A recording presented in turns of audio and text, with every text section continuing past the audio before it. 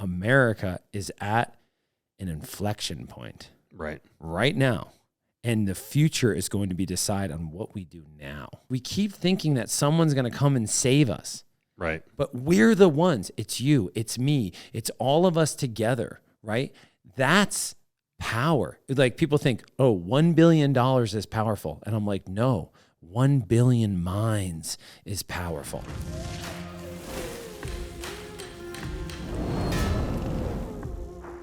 So, and for people that are just kind of tuned in here, you run Heroes and Horses. Yep. Right. Heroes and Horses. And I wanna get into that, but I want to step back, I guess, a little bit, because I don't think a lot of our people have probably heard your personal kind of story. Where did you grow up? Yeah, so I grew up in upstate New York, really small town outside of Albany in the Catskill Mountains, and so yeah, I grew up there. Town of 600 people. What'd you guys do growing up? Like, what'd your parents do? So my dad was an engineer in the railroad. He worked for Conrail at the time. Now it's CSX. My mom worked her way through nursing school, and my dad, before that, pretty rough upbringing, rough life, and then later on became a preacher, became a pastor. Okay. Yeah. Very cool. Do you have siblings? One sister. Yeah. Yeah. One sister. Tough sister. Yeah. Real tough. Older than you? Yeah, older than me. Shout out to my tough sister. What? So, did you play sports in high school, or no, I didn't play sports. Didn't do anything like that. I boxed. I started boxing really young age. My family was pretty poor growing up, and so we didn't, at the time didn't have money to drive me to play football or do anything like that. So, right.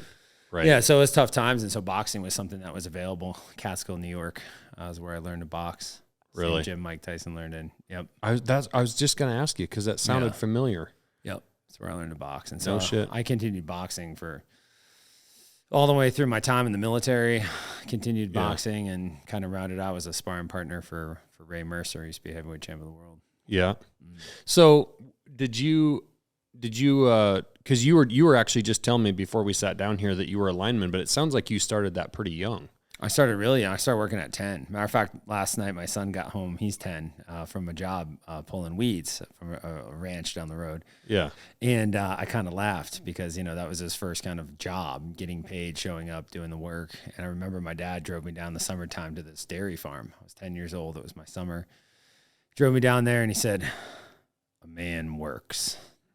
And I'm like a little boy. I didn't have like pubic hair or anything. And, and so I started like working on a dairy farm, which I would never work at a dairy farm. Is probably the worst thing you could ever work on in your life. Yeah. In fact, I can't even drink milk. The thoughts of the things that I saw there. And there goes my Dairy Gold sponsor. But I grew up working there, and then I started doing line work at 13. No shit. So how did you get into that? A guy in the town had a line company, a big one. Really? Yeah, I had like 10 trucks, line trucks, crews all over the state. Setting power poles and... Initially, I just picked up sticks and pulled the lasher. Yeah. And then I would drive the trucks. I kind of laughed when I was 16. I was driving semi-trucks, and so that's pretty much what I did. And this was a summer gig in between? Yeah, and I'd work on and off, through school, yeah. On the weekends. And that's like what I knew. By the time I was, 20 years old, I had the business down pretty good. Yeah. Yeah. And you were, you were telling me you were setting, where were you working in New York doing? So I was, it's kind of funny because it's like I did this TED Talk one time, and my intro to the talk was like I was on a telephone pole in Queens, New York, when the first plane hit the World Trade Centers, and I was. It's kind of funny like summing it up into that, but it was. I never wanted to join the military. I never wanted to do any of those things. I wasn't really interested in it. I played drums in a ska band and climbed poles, had my own crew. I was making a lot of money. Yeah. Because we're getting paid units. And so I was a hustling machine. Yeah. And, we'd drive down, we'd pick up dudes like, immigrant workers that would be down there, and we'd be like, "Hey, can you drive a truck? $100? You got a license?" "No." Like, "All right, we'll get by." We'd put them in the truck, and then we would just hammer and I was making $800-900 a day. Yeah. After I paid my guys. And so I was like doing well. So I didn't really have any other aspirations besides doing that and being in music. So what went through your mind? Like, set the scene when you were on the pole and that happened. Yeah. So, yeah, I'm up in the pole. We had like Nextel at the time. I had another crew working, and the first plane hit the World Trade Center, and I didn't know what was going on. I was working up there, and somebody called me who was close to the city, and you know, you're just across the river, and Yeah. they're like, "Hey, a plane just hit the World Trade Center," and I was like, "What?" And like, kind of thought it was an accident at first, Right. and those kind of things, and then another plane hit the World Trade Center, and then I came down, and there was a lady there. Her door was open, and I kind of knocked on it. You know, I had all my, I had all my hooks on, all my gear on, and I'm like, "Hey, can I see the TV?" And she's in there, she's crying. And her husband was a Port Authority police officer. Really? And she's like, "America's under attack," you know. And I'm like, and I'm looking at it, and I walked out, and I had a guy that worked for me that I grew up with. I was like, "Hey, I'm going in the city." Yeah. And they recalled everybody, and so we went back to the yard, dropped all our stuff off. We leased a huge yard, and I drove into the city. So I was there when Tower 7 fell.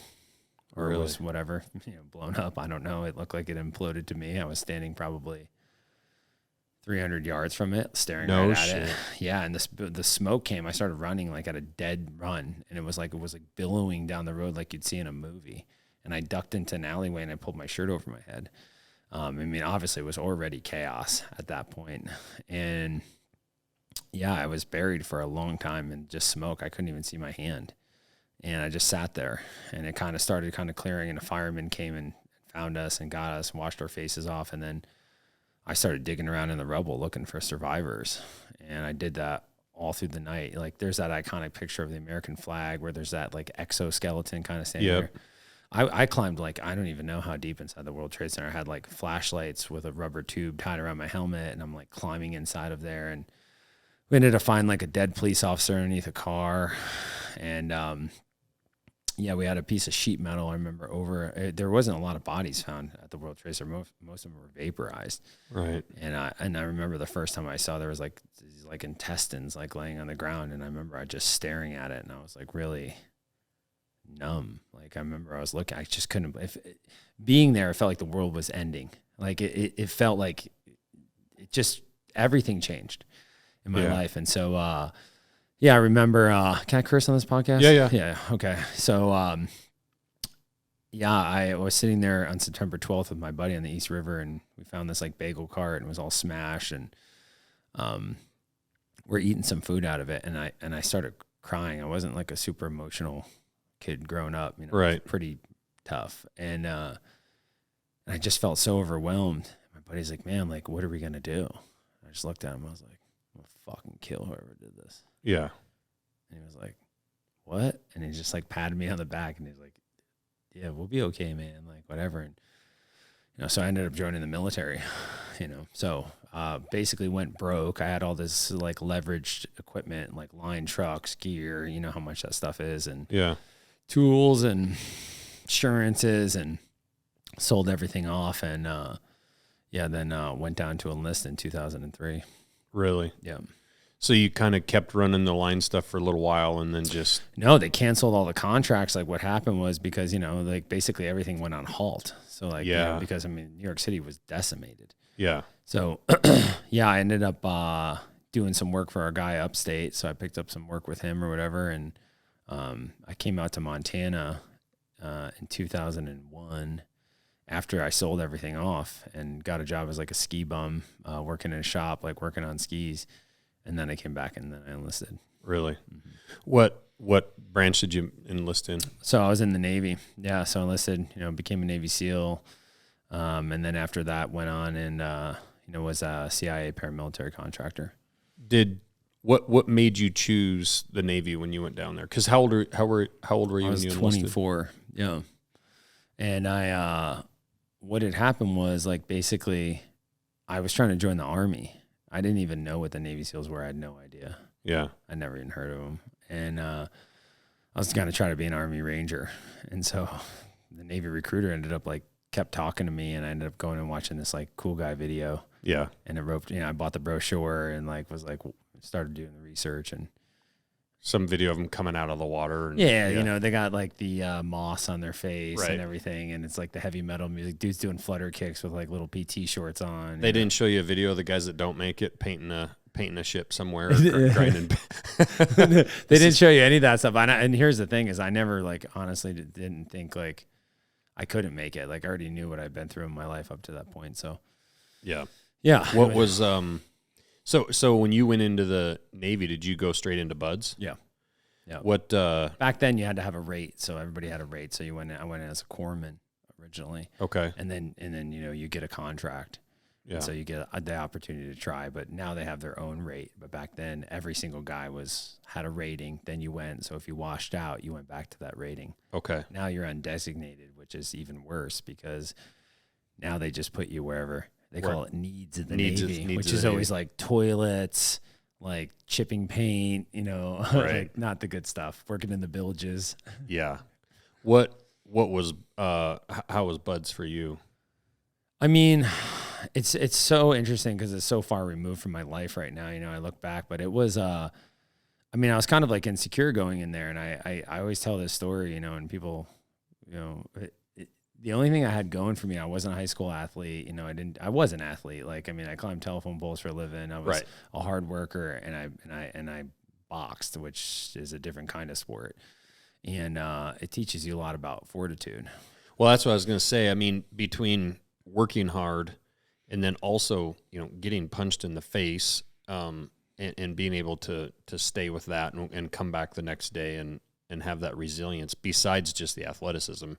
The mental side of doing line work, climbing poles, having some older guy chewing your ass, telling you you're doing shit wrong and you're stupid, and the boxing stuff, that all has to do with mindset and resilience. The athleticism part or the physical fitness part, like, yes, you need that in buds, but everybody I know that's been through all that says, unless you're a big fat ass, the physical part is manageable. I mean, you can even go in there and work your way into shape and get through it physically. Yeah. But it's the mental part for sure. Yeah, I think guys break down mentally for sure. Like, guys break down mentally. Yeah. And I remember I just kind of had like a real chip on my shoulder, and I still laugh to this day because I remember thinking everyone was terrified of the instructors, because they're like this terrifying like monsters. They're supposed to be, right? It's a gateway. It's a crucible. It's like you're entering into a culture of a warrior brotherhood. Mm-hmm. And so there's gatekeepers there. But I remember like looking at a lot of those guys and thinking like outside of this environment, like I would beat the fucking shit out of you. Yeah. Like outside of this, like, right. No chance. Right. And so that's what I just held in my head. So I wasn't really afraid of other men. Right. Like I grew up around a long line of very tough people. Mm-hmm. And so I had already dealt with that as a child. And so I kind of and I grew up working around men, like on line crews. Right. I mean, imagine being like 13 years old in your summer and you're working around. A lot of these guys were vagrants. You know, they like jumped from state to state and they're on these big contracts and they were rough. Yeah. And I worked with them. And so, I had that in me, and I kind of laughed because that was like, everybody has their anchor, and that was kind of like my anchor. And I just kept looking, if they're there, then I could be there. Yeah. Yeah. And I wasn't in the military, but a lot of guys compare being a lineman and line work is about as close to a military type environment and feel as you can get in the civilian side, just because you do have your super rough and tumble like foreman, and when you come in as a grunt, you're just a piece of shit grunt. Shut up and do what you're told. Yeah. And a lot of things you're going to get told to do might be completely unfair. They're testing you. How are you going to put up, how are you going to, react in difficult situations under stress and whatnot. So, and there's the hard work side of it, but then there's the also watching out for your brother, trusting what his word is, like, is this line dead? Where does this feed from? Like different things that like you need to look at the guy telling you the answer and know that you can trust him. And even when you're in the bucket truck, we're doing hot work. When we're doing hot work, you're constantly communicating with each other, like, hey, brother, watch your back. You got a line right behind you, blah, blah, blah, Yeah, you're in the clear. Go ahead. Okay, I'm going hot. I'm doing this. I'm doing that. And it's this constant back and forth of communicating, but also watching your own back, but more importantly, watching your brother's back. And that's a give and take on both sides, right? And and when you finally get through your groundman phase and then all of your apprenticeship stuff, and then when you turn out as a journeyman, I think much like getting through buds, you know, when you report to your first, your first team, it's like, oh, you're a Navy SEAL. It's like, you ain't shit. You're not a Navy SEAL yet, right? You're a Navy SEAL when those other Navy SEALs decide you're a Navy SEAL. Absolutely. And even as a new journeyman, it's not like you just go finish your test and then they're like, okay, you're good to just go do whatever by yourself, or you, like, we trust you all of a sudden. Like, you still have to earn that trust over some years before you really feel like you are actually a lineman, you know, and you're trusted like the older guys are. With people's lives. I mean, that's like, it's, also too, is I think like it takes a lot of courage. I mean, I remember doing these like big transmission builds where I'm like, on those wooden poles that are, 60 feet up, they're huge. Mm-hmm. There's nothing on them. They're just naked. Mm-hmm. And you skate to the bottom. You skate to the bottom, you're toast. Right. And, man, the wind up there, like just being up there in the wind and being on your little tiny hooks, well, and you did it when it was still just a belt, just a skid. Just a skid. I think, so the belt I have hanging here, so I was the last apprentice class to go through with just a skid. The year after I turned out, they went to all the fall restraint stuff.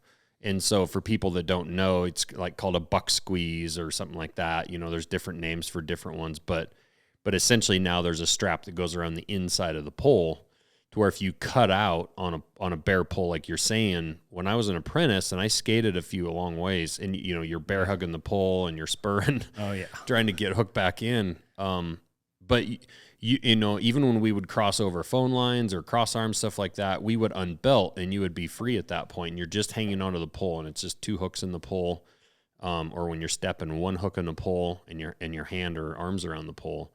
And, so we were completely free, and now everything's double skidded. You have to throw a rope over the top of a phone line or a cable and hook in, and then unhook your belt, then rehook. And it's like, it's a pain in the ass. Yeah. And we hated it. And at times we even argued it was more unsafe, and it's probably kind of just somewhat of a shitty argument because we hated it. But you definitely, like, there were guys that would unhook and rehook into, like, you hear guys, they'll hook like into their crescent wrench on accident or something like that, thinking that they're in their D-ring, and lean back into it, and their crescent wrench rips out of their belt, and they fly out. And you could have done that also, with just a skid. But what you're talking about at the time that you went through, guys are like, we would free climb up a pole. Oh, yeah. And cross over all the bullshit that was in the way to get up to where we needed to work. Then we would belt in. Yeah. And the new apprentices and the new groundmen now, like that, well, groundmen don't climb, but the new apprentices, new journeymen now haven't done that kind of climbing. But you definitely had a heightened sense of paying attention and awareness, because you literally have nothing tying you to a pole. Nothing. Once you cut out, you're free. Mm-hmm. Yeah, and that happens. I scared the shit out of my foreman one time because I cut out trying to cross over some, the cable and all the phone lines and the cable and all the bullshit about 20 feet up. Boxes, power supplies, Oh, it's crazy. And then these poles were put in 1920, 1930, and they're shell rot. And big cracks, you stick a hook right in a crack, and you got a runner, I took a runner with one of those one time. That was the worst one I ever had. I rode it all the way to the bottom. Yeah. It's like a wood chipper going down. I tore my arms up because I tried to grab the pole. You pick splinters out of your forearms for a week. Creosote, that's good for you. Yeah, the old treat, the treat, and then they all fester. Yeah. You got little pus spots all over your arms. But yeah, I cut out on that and came off the pole like I was going to the ground, but I luckily had the wherewithal to, I grabbed onto the cable TV lines, and I caught myself on the cable TV and just put my hooks back in, started going back up, and my foreman started cussing at me. You're scaring me down here, goddammit. It's the only time that TV saves somebody. Yeah, exactly. Usually kills people. But anyway, back to what you were doing as a Navy SEAL, like that, I can see how when you've put yourself through and in positions where you're literally your life's on the line, you have that kind of responsibility, and you've getting over those mental hurdles, that there's a lot of things, in buds that other people are experiencing that high school football isn't going to get you, or high school basketball. Did you have any problems with any particular phases? No, I mean, I felt like, I you're a good swimmer. Yeah, I mean, because I practiced before I went, so I put the time in. I ended up meeting some guys from my recruiter who were like ex-team guys who worked with me on swimming, and I was determined. I think determination is like, man, it's such a powerful thing. It's like Eleanor Roosevelt, whether you think you can or you think you can, therefore you already have. And so the war is in the mind. Yeah. Your thoughts create conditions, and then you experience and lay witness to your own self. And so what happens is if your mind runs away with you, with guys were like, I just kind of was like one day at a time. I never really thought like get to the end. I kind of just showed up that day and then, well, I'll make it through this and then I'll make it through the next thing. And I think that actually was like a huge ally to me because I really didn't project. Like what I wanted to do was go to war. Right. I was like determined to go that because my experience of the World Trade Centers, and I was determined to go to war. That's what I wanted to do. Yeah. And I saw this as like, look it was hard. It was like one of the hardest things, probably second hardest thing I ever did in my life besides coming home from war. And in that journey kind of healing myself through my own wounds. And it was a different kind of hard, but listen, if it's not hard, it's not worth doing. Right. This whole illusion that like, we work ourselves into this life of ease and then we hate the life that we created. Ultimately it's struggle that's giving everything in life value. And that's all Buds is. That's why people do obstacle course races. That's why they do marathons and ultra marathons and all these kind of things, because ultimately you find more of what you are, by eliminating the illusion of this kind of world of comfort that we have. And then you go and you discover, that's what you do. You discover and uncover yourself. And that's ultimately what like Buds is it's just it's a process where you say, yes, I can, or I won't. And they're just looking for the people that are always going to say, yes, I can. Yep. And there's nothing particular. It's just the individual. It's just a choice, right? It's like, it's just a choice. Every day is just a choice. It's like in life, it's either, I either accept this or I don't accept this. That's it. There's no difference between anybody else. Right. It's your ability to be like, how uncomfortable am I willing to go to get to this kind of insight? And it's interesting because do you know Terry Hewen? Yeah. Talking to Terry, and he did some of the PreBuds training stuff and whatnot, as an instructor. And he would always say, they'd send guys off to Buds, or even the guys like in the PreBuds stuff that they did. He said they would always take guesses as instructors of who's going to wash out. Yeah. And he said, it just, you could not, because what you can't know is you can't know that kid boxed when he grew up and then he was on a line crew, or that, another kid had an abusive father or grew up without parents, or, so those experiences can't be seen from the outside. So you're judging off of physical features and maybe even bravado of somebody walking in. And he's like, it was just impossible to guess who, you see these physical specimens come in that are truly amazing athletes and just fold, and then you see other guys that, really have every reason to fold physically, and can barely complete some of the tasks and whatnot, but their mental strength is just, unbelievable. And he's like, that's the cool thing about that training program is it exposes that character, I think too is like one thing I notice, especially in today's like social media world, is like everybody's always filming themselves, which may look hard to the uninitiated, right? But it's really just that's what that person loves doing. Now, it may be hard to somebody else because they don't do that. And so, but to really gain fortitude and strength, you have to wake up every morning and do something that you hate doing, right? Like I told guys, I'm like, oh, sure, you can wake up every day and do like a hard workout and do all these kind of things. But can you wake up every day and show love and kindness to someone that's been a piece of shit to you? Yeah. Can you show up and show forgiveness to somebody, right? Yeah. Can you show up and resist the urge to eat a bag of donuts or drink a case of beer? Or, whatever the thing is. Yeah. So it's much more difficult to do things that you don't want to do. So then we promote things that we like doing that look difficult to other people's. And then, we kind of build a false world around it. Yeah. And that's what like ultimately Buds is. You wake up and every single day you do something you hate doing. Like, don't get me wrong. It's hard. Like It's really hard. Like physically it's hard. Mentally it's hard.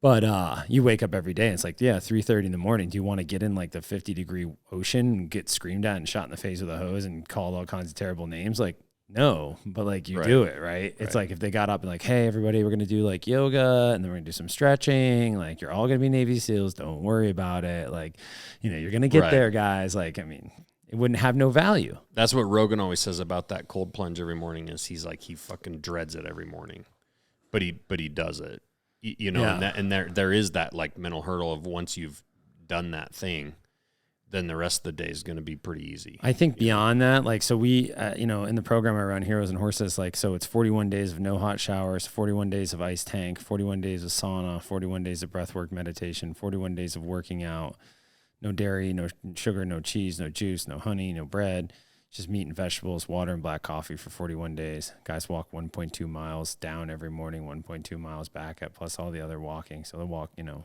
90, 100 miles, you know, per class just going to meals. Yeah. And the interesting thing is that, you know, the cold really makes people get into a panicky state, right? Where they like, I mean, I watch guys like stand on the edge and just panic like in the morning, especially like in early June when it's like really cold at, you know, 5 a.m.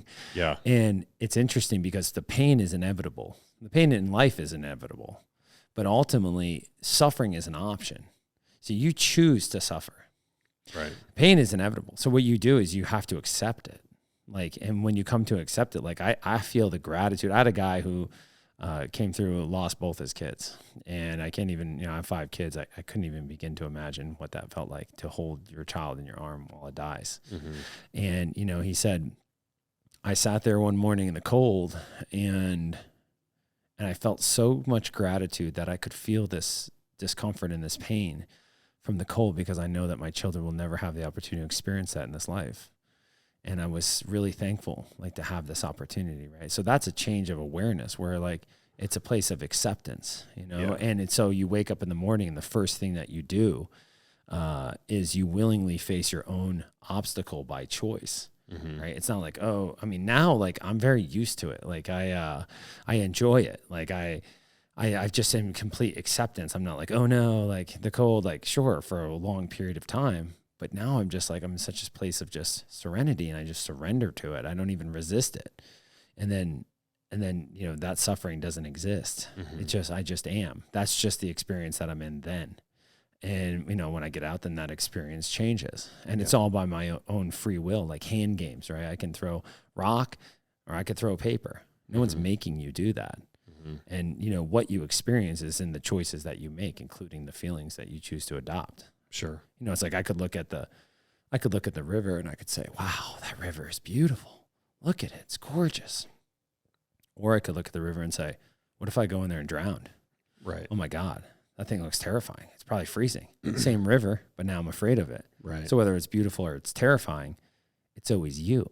Yeah. You know, you're laying witness to what you choose in your own life, and then you're experiencing yourself. That's it.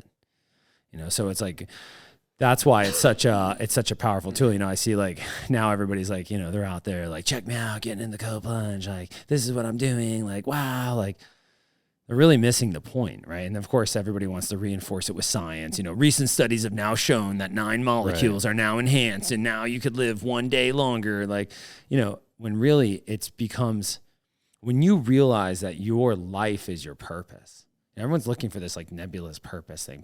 All the guys, they come to this program, they're there for 41 days. And what they begin to realize is that your life is your purpose, and the experiences that you're having, well, that's your curriculum. And you get to choose. You get to choose. No one's making you do anything. You are choosing and you are designing what you're experiencing, you know, by your willingness to act on behalf of your thought creations. You know, and so that these guys, eventually they get to a place where they're just like, so listen, there's huge releases inside. I mean, guys, like, I mean, you do that day in and day out, it becomes your life is your meditation. Your whole life is your meditation. And you begin to deconstruct yourself. And so these are tools that create external pressures that allow you to just begin to look in rather than look out. You know, everything is about looking out right now. And what can I get? What can I get? It's the 5 leaves on the tree, right? Where it's like what I can see, what I can taste, what I can touch. And look at the world. The world's in total. Yeah, I mean, look at the United States. It's in total upheaval.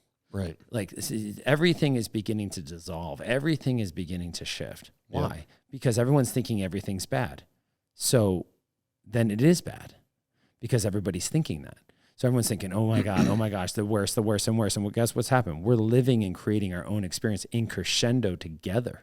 Right. When we could just stop and be like, wait a second. Choose a different path. we're the ones we've been waiting for. We think some like self-proclaimed nabob's going to come out of the bushes and like rescue us. Right. When it's like, we're the ones. It's interesting because I have 4 kids, and I tell them all the time, and I truly believe like the one thing you're in control of is how you perceive things and how you react to them. Right. That's the one you can't control. You could have a loved one die tomorrow. You could get hit by a car tomorrow and be paralyzed. There's a lot of things you can't control. You get fired from your job unfairly or whatever. Someone dumps you. All that stuff can happen around you, and you have little to no control over so many factors in life. But you can choose how you view it and how you react to it.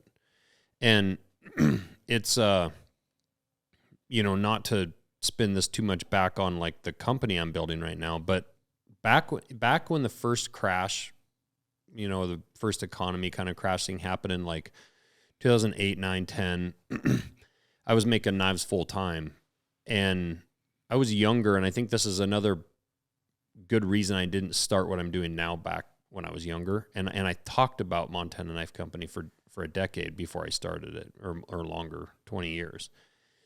But I knew, there was some financial things I wasn't ready and whatnot, but I also knew I wasn't ready on the personal side to try to do this. And I knew I only had one chance. And evidence of that came when that time came, and I was really gaining a lot of notoriety in the custom knife world. I was becoming really well known, moving up the ranks as one of the top makers in the nation, and really hitting a stride there. And people started talking about this economy and this housing crisis and all this stuff, right? And here I am. I got 4 young kids. I'm making one knife at a time. They're very expensive, and all of a sudden, some orders started dropping out.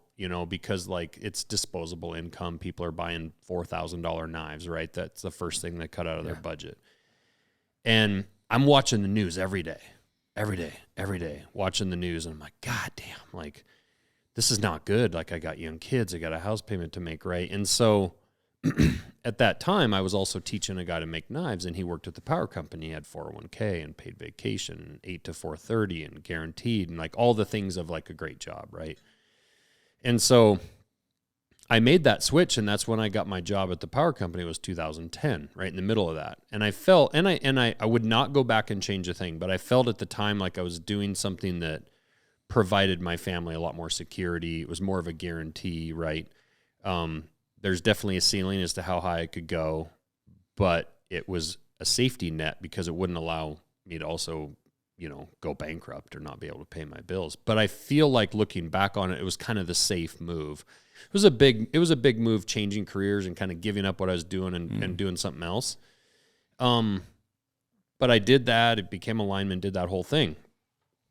Now I started talking about starting Montana Knife Company with my new wife in 2019. 18, I was telling her the idea. And she was like, you need to do this. You need to go for it. So in 2019, I started cutting some prototypes, and I started working on it just on my own. Didn't tell anybody about it. It was just after work type thing, right? February 2020, I take some prototypes, and I show them at this event we were at Winter Strong at Bert Soren's. And everybody's excited and like, yeah, you should do this. And we come home from that, and 2 weeks later, COVID's all over the news. It's everywhere, right? And in March, my wife are sitting here talking, and it's like, man, is this the right time to start a company? Like, should we do this? Should we go for it? Should we play it safe? And I remember making this conscious decision that the last time that the world seemed to be ending on the news, I kind of allowed that to direct my path. And this time I was just like, I am not turning the news on.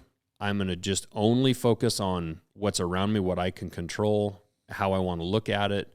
And I just went after it as if COVID didn't exist. The economy was going to be fine. Like no outside factors. I only focused on just what I needed to do to do this company.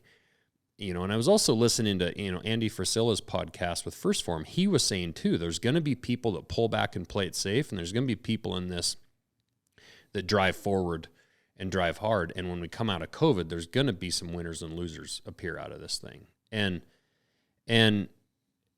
I look back on it now, and had I allowed everything around me to drive what I was doing, I would still be sitting here today thinking about starting a company instead of what we're sitting in now. And I tell my kids all the time, it's what you choose to do with your actions. It's how you choose to perceive everything around you. Is it an opportunity? Is it really that bad? Like it's how you perceive things and how you react to it. And I just chose to frankly full on ignore it and just control what I can control. And I see so many people, they used to put breaking news on the television about once or twice a year. And if it was breaking news, like some shit had gone, a fucking president had been shot or something, like, or we're like, headed to war or something. And now it's breaking news on the TV all the time. And people are so focused in on that, and people aren't living their own lives and doing their own, focusing on their communities, on their own families. Like everything is so reactionary to what they're seeing in front of them. And and like you said, it's this whole collective as a country all focusing on the bad and looking for the next bad news story and the next bad thing to react to, when everyone could be focusing on something positive and moving in a positive direction. Yeah. I mean, I first of all, that's like great insight to give to your kids. It's like the same insight I give to my kids. People say perception is reality, and I'm like, that's a falsehood. Yeah. Reality is reality. Perception is just the lens in which you're viewing what is. And then what's the lens made of? It's made by what you've agreed to. And so you've agreed to see the world in a certain way, and so it is. That's why I laugh. I tell when I talk to the guys, we run a 41-day long thing called the Maxim Lab. So it's kind of like deconstructing yourself. It's not about putting information into people, but more awakening wisdom that really is kind of latent inside of each one of us. I think the problem is we put too much things into people, and there's not enough contemplation, self-reflection, listening and being silent, and then being able to kind of suss through all the noise. But I laughed. I'm like, listen, it's not hidden. I mean, it's called television. It tells you a vision. And then what happens is you agree to it, and then your actions align with their vision. And so essentially the weapons of modern war used against, the world and this nation particularly is one that shoots situations and circumstances that a lot of times really aren't real. But when people believe they're real, then they occur because your actions align with the belief that those stories or breaking alerts or whatever those things are real. And then everybody changes their actions, and then they occur. Right. So every single thing is a thought first. Everything is a thought first. Everything. Right. And so then those thoughts you choose to align with your emotions, the spirit in which you do things, and then you act. It's basically like the saying of speaking things into an existence. It's a psychotic mind prison is what it is. It's a mind prison. People think because they have the illusion of choice that they're free, right? I mean, that's a lie. Just because you have, just because you get to pick your job doesn't mean that you're free, right? The illusion of choice makes slavery less painful. People don't realize, but they're like thought manifesting generators. I mean, I listen to people, I get to travel around the country and give talks, do podcasts, stuff like that. And I spend a lot of time in these cities. I live obviously in the middle of nowhere, and I just go out and I just observe society. And they're literally just like, they're thought manifesting slaves. They're copying culture. They're copying everything. Whatever it says, it's up, it's down, it's good, it's bad, it's right, it's wrong. There's no independent thought. And people become like, they don't realize that they're creating the conditions by thinking all of those things. If they're like, they could literally just go out. I said to somebody, a couple months ago in the first class, I said, imagine if a text message went out tomorrow. And it was like, I don't know. I don't watch TV, but like, I don't know, some famous guy is out there, right? Like, I don't want to say the president because I'm not sure if he can spell, but like, let's say that text message gets sent out, right? And the text message is like, I don't know, it's from Gerald Butler or somebody, right? And he's like, Americans, listen to me. Food sources are down. World War III is on the horizon. America's at a precipice. We're asking all people at midnight who can to save the country, to save the climate, to kill themselves. Thank you, Gerald. Right? And the text message goes out to every 379 people in North America. How many people would just open up their sliding glass window and they're high rise and just walk out. I don't know. Like, what's that number where we have lost? It's not zero. It's not zero. And so it's like, okay, like if that came out and it's like, this is your government, we need you now to kill yourself, right? There would probably be a massive number of people, right, that are so enslaved inside of their minds that would then take action, right? Well, now it's like, it's like shock testing, that they used, back in the 60s, where they would tank the grain market and then they would evaluate what people would purchase. Mm-hmm. Okay. And what would they purchase? Alcohol, mm-hmm. right? Or they would frivolously go on crazy spending sprees, right? Or, okay, then they gauge that. Oh, then they tank the oil markets. Oh, then it's back up in 3 weeks. What do people do? And eventually they can just gauge people's actions, right? So the next thing you know, they're like, oh, the war, the this, the that, the Putin, the thing, the Ukraine, the thing. And what do people do? They live in total fight or flight. Right. Right? They're in total fear. They're glued to the news, waiting for the next event to happen. Just the whole life is like, what's going to happen next? What's going to happen next? What's going to happen next? And you want to talk about living a horrendous life in total fear? It was amazing traveling throughout COVID, and I would walk through, and I was the asshole doing it, but I'd walk through airports without my mask on, right? And people would look at me like, literally like I was trying to kill people, and with these disgusted looks. And it was mind-boggling to me, because there's such a sense of freedom of having choice and having your own thoughts, right? And it boggles my mind, because then, when things started to kind of come to a quote unquote end, then all of a sudden those same people 2 months later in the same airport, there's like 2% of people wearing masks, just because like the CDC came out and removed a mask mandate, and people are just so blindly willing to do whatever the government says to do without thought and critical thinking, and it's actually evidence of some of this too, of how dependent our society has become. Is, I had a guy on the podcast here a couple months ago. He's an old knife maker, Jerome Winan, and he grew up in the Great Depression and all that. And he talks about all the way through high school not having power at their farm. Grew up without power, farmed with, mules and horses and all that stuff, and didn't have refrigeration, didn't have any of that stuff, right? Had a meat locker in town, like the way that like my grandparents lived.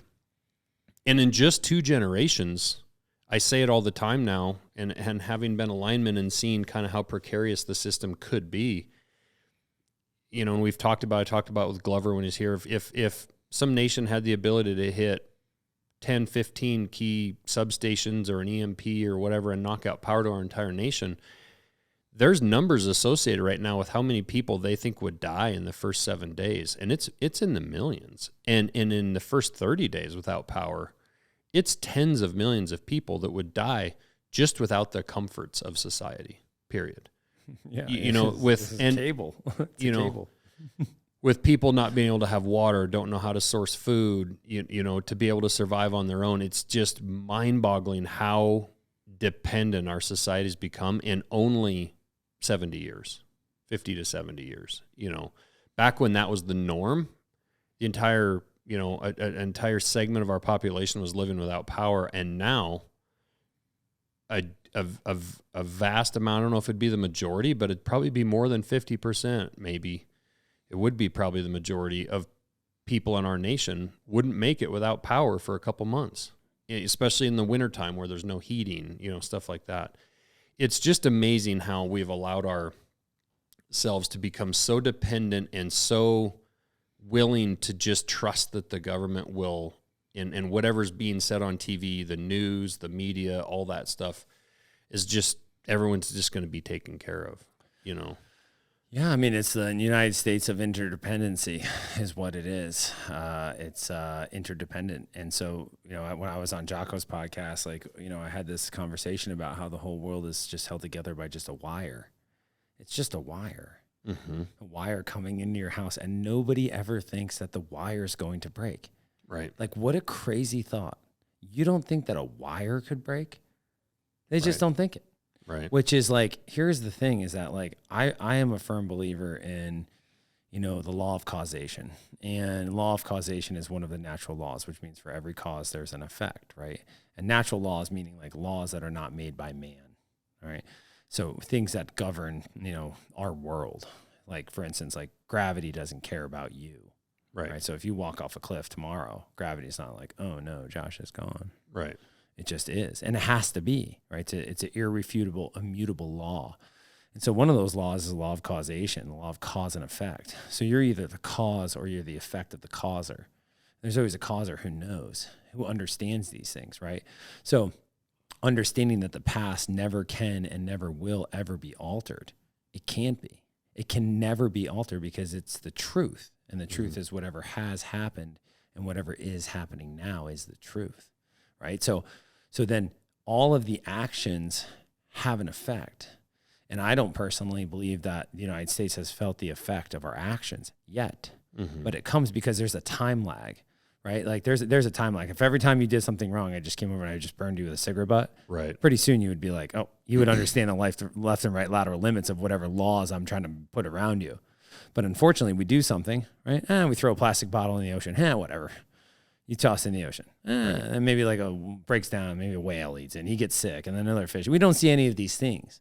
Right, but what's happening is there's this big wheel, cosmic wheel of effects that I think we're beginning to see right now, and I think it's just starting. I kind of call it the compounding interest effect. Yeah, where just like with your money, you start investing early and often, and it gives it time. It starts to build, and it builds at a faster rate, and ultimately spun out far enough time down the road. It'll build at an ungodly pace, right? But the same thing with what we're doing, same thing can be on the ill effect side. I was just talking with one of our bankers yesterday about the personal debt crisis right now with credit card debt. And I think it went up, our nation's credit card went up $50 billion in the last quarter. And it's basically an effect right now that's just compounding on itself at an incredible rate. And now with interest rates the way they are, inflation the way it is, everything is leading towards accelerated credit card. There's so many people living on credit cards right now trying to get through, thinking things are going to get better, something's going to change, but we keep doing the same things, making the same mistakes. We raise our interest rates, but then we print more money, right? And so everything just keeps getting pushed down the road, but the problem just becomes bigger and bigger. And you could argue that I was talking with my wife about it when she quit teaching. We were talking about, I think so much of our world's problems revolve around bad parenting or lack of parenting, no parenting, whatever you want to call it. And I was telling her, she was teaching 7th graders, and the amount of kids that are just shitheads in her classes now compared to, say, 15 years ago when she first got into teaching. And I tell my wife, those kids are going to be breeding in 4 or 5 years, 6 years, 7 years, and they're going to be having children. And it seems like the people who should be having kids aren't. And again, it's a compounding problem of, look at how many people are raising kids in a situation where there's little to no parenting. There's way more of those kids right now that are being raised in that way than there are the people that are having 1 or 2 kids or none that are really raising them the right way. And it just becomes this compounding effect. I think like Einstein called it the law of compounding, which is a natural law. The law of compounding, essentially, I think of it as an explosion in reverse. It's an implosion is what's occurring. You look at, we homeschool our kids for the simple fact that, we didn't like what was being taught and we didn't like the mathematics. My wife's a big math background. It's like Common Core is stupid. It makes you dumb. You don't really learn about really like how math works, how the universe works, like and how these work. It's about blocking things together and teaching you to be data input to use technology. And so then human beings essentially are becoming information. We're becoming ourselves. And so like, my buddy said to me, he homeschools kids. He goes, if you send your kid to Caesar's school, don't be surprised when they come home as Romans.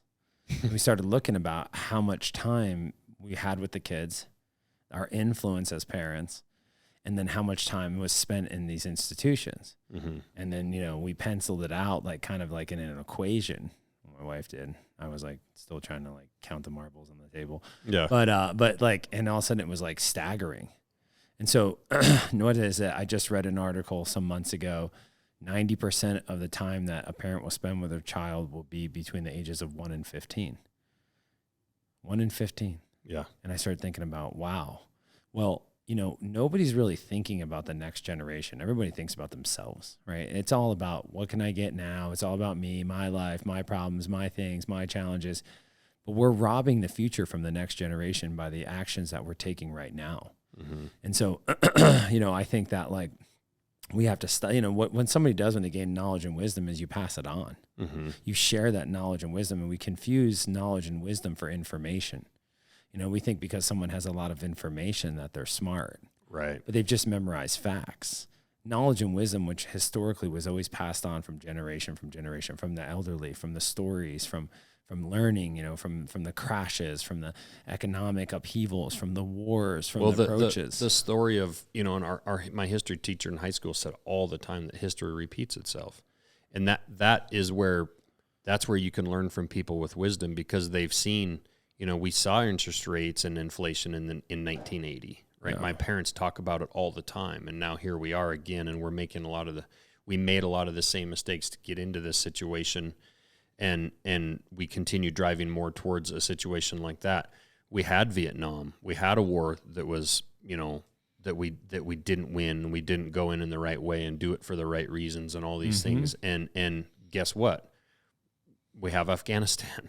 Right, we have the things that we're doing today. We have Ukraine. We literally, at least with Vietnam and Afghanistan, there was somewhat of a 50-year period between them. But with Afghanistan and Ukraine, it's like we just shifted from one to the other, right, into another war with no plan, no strategy, no end game that seems to be a plan where we have an actual plan to win. No, because the plan is to test weaponry. Mm-hmm. To grow money for the military-industrial complex, right? To build sophisticated weapons and give them to people that have no chance of winning, who are being slaughtered, by the masses, right? And I mean, war is big business, right? I mean, anybody it tells you any different is full of shit. Yeah, no, it's the biggest. It's the biggest business. It's the biggest business, right? And so, like, look at how much praise we give to people that develop technologies that have one purpose only: to kill. Mm-hmm. Right? Like, you're telling me that we can't have light bulbs when you're dropping depleted uranium bombs all over some of the richest agriculture areas in the world, right? You're telling me that you care about like the waterways when you've got like, I mean, chemical depots that are 10s, 20s, 40s, 50,000s of acres bleeding into the ground, like in this nation, right? And you're all of a sudden you're like, hey, we got to use like grass toilet paper, right? It's actually, it's crazy. Well, we live just 3 miles away from a paper manufacturing plant that went defunct. That's a giant environmental disaster waiting to happen with the right flood. That still is leaching shit into our water, but could ultimately, in the right flood, really kill the entire river for, you know, I don't know how many miles downstream. But that's been defunct for 10 years, and it's a super fun site, and they're trying to figure out who's going to clean it up. And we don't have the funding for it, but we probably spend more in Ukraine each day than it would take to just clean that up, you know. And not only if we were to clean that up and turn that back into a productive site, it would then add economic value to our region, you know, tax dollars, you know, growth, everything there. So yeah, it's and I want to actually jump back, because I want to work our way back into how you started Heroes and Horses. So what team did you report to after Buds? So I was at STV Team 1. Okay. Yep. And what was your specialty? I was medic. So okay, so you kind of stayed the corpsman type. So went to the 18 Delta course, you know, in Fort Bragg, and then you know, went through the Army course there and was a medic, and then went to STV school, so mini sub pilot. I did that, and then I like crashed the thing, and so then I was like a backseat operator after that, which I was thankful for, because I got to get out and like do stuff, you know. Yeah. But and Yeah, so I kind of had a diverse, SEAL team career doing that. Yeah, it was pretty cool. How long were you in the? So I did 10 years active in reserve, and then I did 4 years as a CIA paramilitary guy. Okay. Yep. Okay. Yep. So what was your overall experience of being a Navy SEAL and going to war? You know, when you look back on it, or when you were coming out of it and coming home, what was your? Those are two vastly different thought positions that I was in, right? Like initially, listen, I mean, I was a small town kid. I grew up, upstate New York, like, blue collar, like, red, white, and blue, like all the way, fighting for freedom and all those things. And, looking back now, we're 22 years into it. 7,000 died in the war. Mm-hmm. That's really nothing. If you think about World War II, 496,000 were killed. I think 96,000 in Vietnam. We lost 7,000 in America's longest war. Mm-hmm. And there's about 1,500, a little over 1,500 amputees, right? Guys that have suffered amputations. So a pretty small number when you look at like 2.7 million served. Mm-hmm. So you can kind of do the math. Like, I mean, that's like, it's very small. And then you kind of you go back to 2001, you start kind of peeling back the layers on these suicide statistics, right? You kind of start looking at those things. And you're like, wait a second. So like from the early 2000s until now, more than 155,000 vets have killed themselves, right? And so you're like, And everyone's like, 22 a day, like every 64 minutes a vet kills himself. Oh my gosh, right? Law of compounding, like you talked about, right? The families, the homes. And that's not including like, what I'm more focused on is like the living dead, right? Mm-hmm. And so the living dead, the drug use in the military, in the veterans community is profound. When I mean profound, like, I mean, I could go on. I had a guy that was on 23 pills last year. I had a guy that was on 32 pills a day. I had, guys that are on so many different drugs and stuff like that. And I asked myself, why? Why? And I think of this like, okay, let's say that you and I are like at a grocery store, right? And all of a sudden, I don't know, some like crazy person runs in and they start shooting it up, right? You cover me, like we start moving on, boom, boom, like dust the dude. And we're just like saved a bunch of lives. And there was a whole bunch of little school kids right there. Do we have like PTSD after that? Fuck no. I just go grab go grab coffee, like, have like, a beer, go home. I'm like, here we go, boys. Like, got her done. Like, okay, great.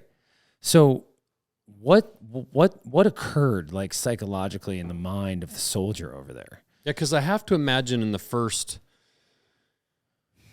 I don't know, if it's say 01 to 11, say the first 10 years, but for sure the first 5. Guys, everyone had to feel, I was that guy was like, I actually tell people sometimes, I wouldn't say it's like a ton of guilt. I don't live with it every day, but I did have, and I've had little periods of like, man, I was of fighting age when that happened. I was 20 years old when 9/11 happened. And like, I never even thought about joining the military, right? I was career-oriented. I was going to be this great knife maker, and I was working with my dad in his excavation business, and I was focused on my things. So selfishly, like, I look back and I'm like, man, I was really focused on me and my stuff.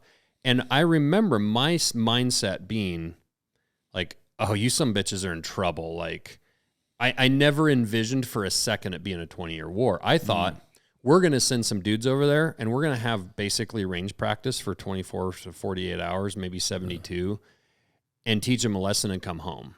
And like, they don't need me to do that. Like, they're already trained. Like, it wasn't a thought for a second in my mind that this was going to be something that drug out. And I got to think most of the guys that went over there in that first 5-6 years were all of the same mindset of that we're really over there for the right reasons, doing like getting, revenge on the guys that did what they did and cleaning up the world. And I got to think that most things that those people did and saw during that time period, they felt justified and probably would have, if it would have just ended right there, would have come home and probably been pretty much fine. I think, and the reason I say that is I listened to a Sean Ryan episode with a guy that was 97 years old that was a flamethrower in World War II. was in the Battle of Iwo Jima. 420 some people in his unit went over there, and 18 walked off the island. And he was a freaking flamethrower, right? He was burning people alive from 20 feet away. And it took him 2 days to go the first 150 yards on the beach to get to the base of the mountain, watching his buddies be blown up, watching everybody being killed around him. And he walked off of that. And he talks about how almost none of those World War II guys came home with PTSD or a lot of these issues that he talks about. But what he was saying, and what a lot of people have said, was that war felt so justified because of, Hitler and the Japanese hitting Pearl Harbor, and that everybody did. And I'm sure a lot of those guys definitely came home with some issues, but they felt so justified in the reason behind what they were doing. And where that all changed was like with Vietnam. And they also went over there and won, like clearly won, right? Like it was obvious that we won that war. Yep. But then you have Vietnam, you have Iraq, Afghanistan, you have what's going on now, and all of a sudden we set ourselves up in the situation where we're sending our guys over there and they're not coming home with this clear, defined, obvious victory, and also right. Like everyone's saying like, great job, thank God you guys did that. Well, what's the mission like now? I mean, you think about like, you got to think about Syria, you got to think about Horn of Africa, you got to think about all these other places that people don't think about, right? They think Iraq and Afghanistan, but there's war going on everywhere right now. Our Montana Air Guard guys for the last 2.5 years have been, guys have come to my shop. I have one of their patches on my board right there. Those Air Guard guys are always in Syria. Yeah. All the time. And the question is like, why? Right? Mm-hmm. It's decimated. There's like dogs eating people in the streets. I mean, think about the earthquake. Think about all the things that have occurred over there, the bombing.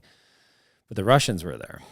The Russians have air bases, and they're tied in with the Assad regime. They're propping him up, right? And then think about we've been, if you look at like what's occurring, well, let me go back to like just kind of like thoughts. Like, so initially, like I went in there and I was like, did the thing, got out, went in the contracting world, obviously all the guys you've had on here are served in the same unit, and it became very like muddled and very unclear to me. And I kind of started thinking like, when did we go from being like warriors to being killers? Right. And then I started thinking like, when like these people are not, they can't read, they can't write, they're living on a hillside. They don't even speak like the dialects on the other side of the mountain. They have like World War II rifles. They're living on the side of the hill, and we're just like decimating them, right? Like, and then would they be terrorists if I wasn't there? By my volition of being there. And think about like if a bunch of people came in your country and started doing that, you would be a terrorist, right? And so I started like thinking about all those things, and like, and then kind of on that contracting world, it got very muddied for me. I'm a thinker. I don't just take things at core values, like or at face value. I just don't. And I started kind of like really looking at the whole thing, and I just realized that you're fighting for basically just a bunch of old people they're really playing games. They sell you this illusion that you're out there fighting for freedom, as if some, kid with no legs in Syria is going to come over to Opelika, Texas and take your freedoms away. Mm-hmm. And it's creating a cosmic effect. Like when you think about like we have killed 10 times the amount of people in Iraq than Saddam Hussein killed in his entire regime. What about the argument though that those people are living in an oppressed way? They're being, the Taliban. How does that even make sense if we killed 10 times the amount of people that he killed? Mm-hmm. Women and children. Mm-hmm. I don't understand that argument. Mm-hmm. I don't understand the argument because it's not like versed in like math, right? It doesn't make sense. You're like, oh, we came over there because they'll say, oh, the sons were raping girls and taking them from the weddings and doing all these things. You're like, okay, so we drone strike and hit a school with 20 kids in it, and they all die. We hit a wedding, kill the whole wedding party. Mm-hmm. What's the difference? Mm-hmm. What's the difference? We can't kill our way out of our problems. It doesn't work. It's like you kill, I kill, you kill, you kill, I kill, you kill, you kill, I kill. And this is what it is, right? And then we kill under the auspices that we're doing the right thing. When then you look at our nation, you look at the state of the American veteran, I mean, like that's a telltale sign. People are disturbed, right? You hit a school bus with a javelin, right? Like you hit a school bus, right? Well, we're setting them free from their oppressors. Then we had to do it, right? And then we go and we glorify this kind of idea, and we don't realize, like, if you're talking about the law of compounding, which Einstein talked a lot about, all of these actions are going to have an effect.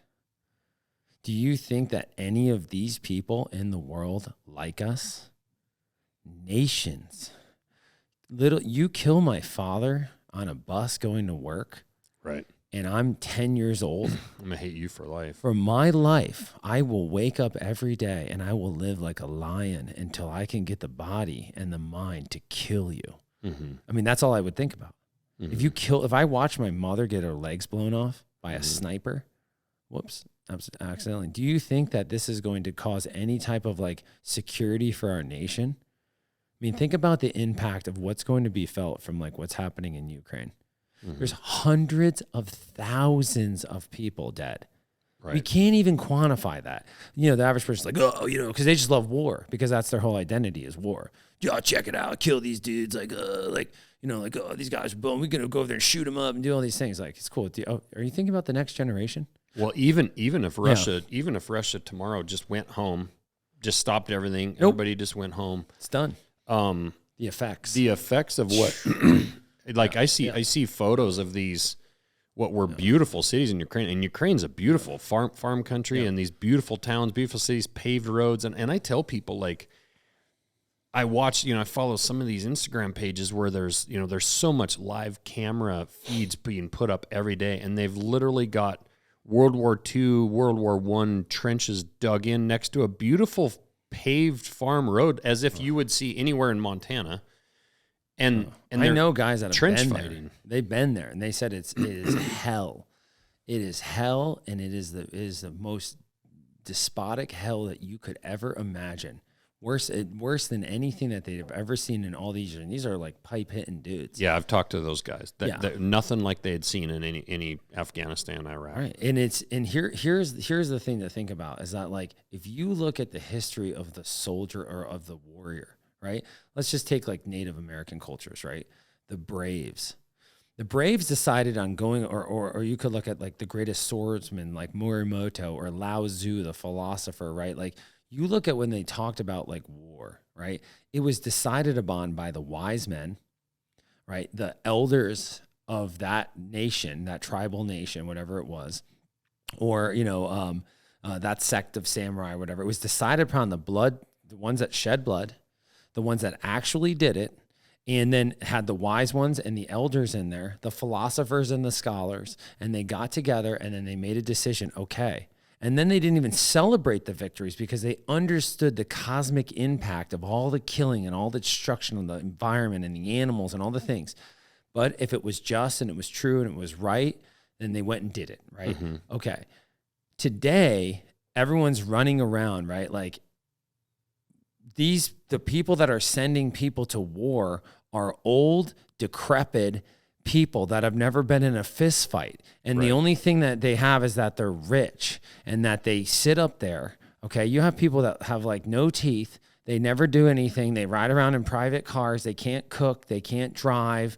They get taken everywhere, and then they're like, go over there and get them. Sell them some patriotism. And what do all the big pipe hitting dudes do? Yeah, let's go. So on one side of the coin, you have a guy that's like railing against all the problems in our nation. But then they offer him a little bit money to go over here. And what do? Oh, sure, I'll go over there. At the same time, sending memes, how screwed up everything is, but then going over there and like shooting up people. Yeah, this is the problem. And we are using 18, 19, 20-year-olds. I mean, and there are, I'm raising my kid to be proud of their country and be a proud American. Right. And he's a 15-year-old that is proud of his country and believes he lives in the best country on earth. And if you tell that kid when he's 18 and full of piss and vinegar and no wisdom, that he needs to defend his country, like, he would do it. And it's And what's so sad is that we're sending these 20, 22-year-old, 24-year-olds over there to do what they're doing. And they are truly, I absolutely believe our soldiers and our military guys are going over there and doing exactly what they believe needs to be done.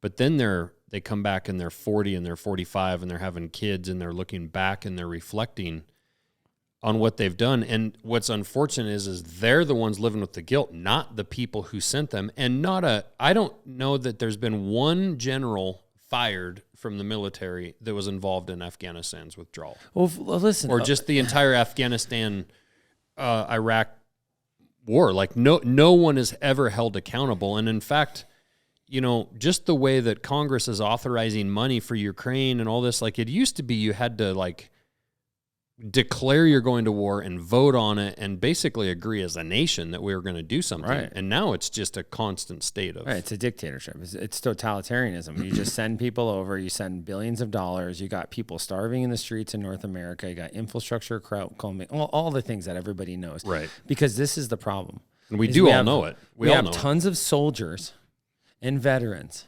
But my question is like, where are the warriors? See, a soldier follows orders. But a warrior follows only his own heart. And he fights for things like justice and truth and the rights of others, right? Okay. That's not what we've become. I love this nation. I love this nation through my, I'll die in this soil here, right? But what does it mean to be free? We say, oh, we live in a free country. Do we live in a free country? Are we free? Right? Are we free? Define what freedom is then. Define it. Oh, is it like running around on the 4th of July with like firework sunglasses on and a bikini with a red, white, and blue, like pumping the music, chugging, Coors Light? Is that freedom? Right? Is freedom to do whatever you see fit as long as it doesn't infringe on another person to do the same. Think about it. We're having debates on what it means to be a man and a woman in this nation, okay? We're free. Well, we'll censor you. We'll cut you off. We'll do this. We'll do that. We have to get very, very real about what it means to be an American, right? What it means to be a warrior. Warrior doesn't mean you served in the military. Some of the greatest warriors I've ever met never put on a combat uniform. They're cowboys. They're men. They're family men, construction workers, linemen, right? Like, that's what I'm talking about. Like being a warrior. And what we have the ability to do is say no. Just say no. But what happens is that we want something.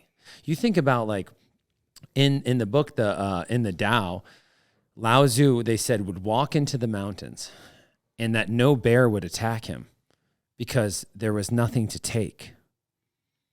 He rode into 1,000 battles. And he was never hit with an arrow. Why? Because there was nothing to hit. There was nothing to hit. Whether he had a house or he had no house, his conscious state was exactly the same. He understood that we were here in this life to learn how to die.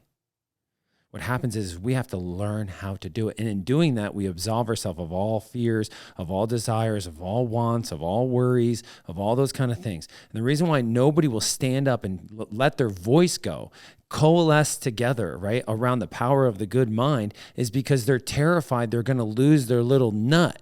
But then on the other side of their mouth, they're like, oh, freedom and America and all this kind of things. But they're not willing to lose everything. They're not willing to stand up and lose everything. They don't even want to lose their Instagram account. Exactly. And here's the thing is that like, okay, so guess what? The conditions of inaction, there is no inaction. Right. Inaction is action. Right. Right? They're the same thing. To just lay here on the floor and do nothing is to do something. Yeah.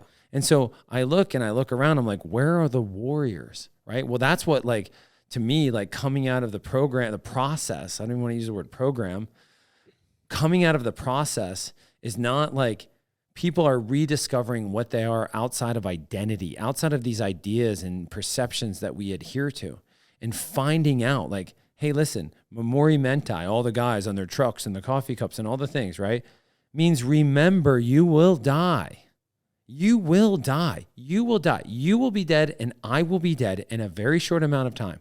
Maybe 14, I'm going to be 44, so maybe 15 or 13,000 days, If I live till I'm 80, probably not going to happen. But if I do, so 13,000 days left. And here I am worried about like my truck and this and that and making good decision with the business and the things, right? Like those things are important, but they're not why we're here. Right. They are just adjuncts that support us as we are playing a special and significant role here in our life, right? Which is to prepare the way for the next generation, or our actions rob the future from the generation that's coming behind us, because the way we're acting now, it's the law of compounding. So it's like, where are the warriors? That's what I'm talking about. Not the soldiers, not running around like, with camouflage and getting drunk and doing all the things. I'm talking about living like a warrior, living like a monk. You can't take anything from me. Why? I could live in a tent and walk everywhere, and my psychological condition will not change. Right. It won't change. My values will not change. Whether I have $1 million or I have $1, right? It's not going to change. Well, this is what's being asked of all of us as a nation right now, to stop and look and reflect on how you're showing up in the world, realizing that just the thoughts that you're thinking are adding to the conditions that everybody is experiencing around you. Yes. And so we got to be willing to act. And this is where it gets sticky with people. We have to be willing to act. Right? Like, hey, maybe it's simple. Don't eat too much. Right. Don't eat too much, right? Don't consume too much garbage on the internet. Basic things, right? Just basic. Right. Be in community. When you're home, be home with your children. Right. Focus on them. Pass on that knowledge. Go for a walk. Have intentional time. Take your son and say, hey, what are we going to do? I don't know. Let's just go down the river. Right? Yeah. No phones, no nothing. Just do that. And then guess what? Your life changes. And their life changes, right? Simple, tiny things, right? Speak your truth. It doesn't matter if there's 10,000 people or there's one person. You speak your truth. Then all of a sudden you find out, wow, there's other people that I'm now giving permission to do the same thing because I'm willing to do it. Right. Right? And it's like, okay, America is at an inflection point. Right now. And the future is going to be decided on what we do now.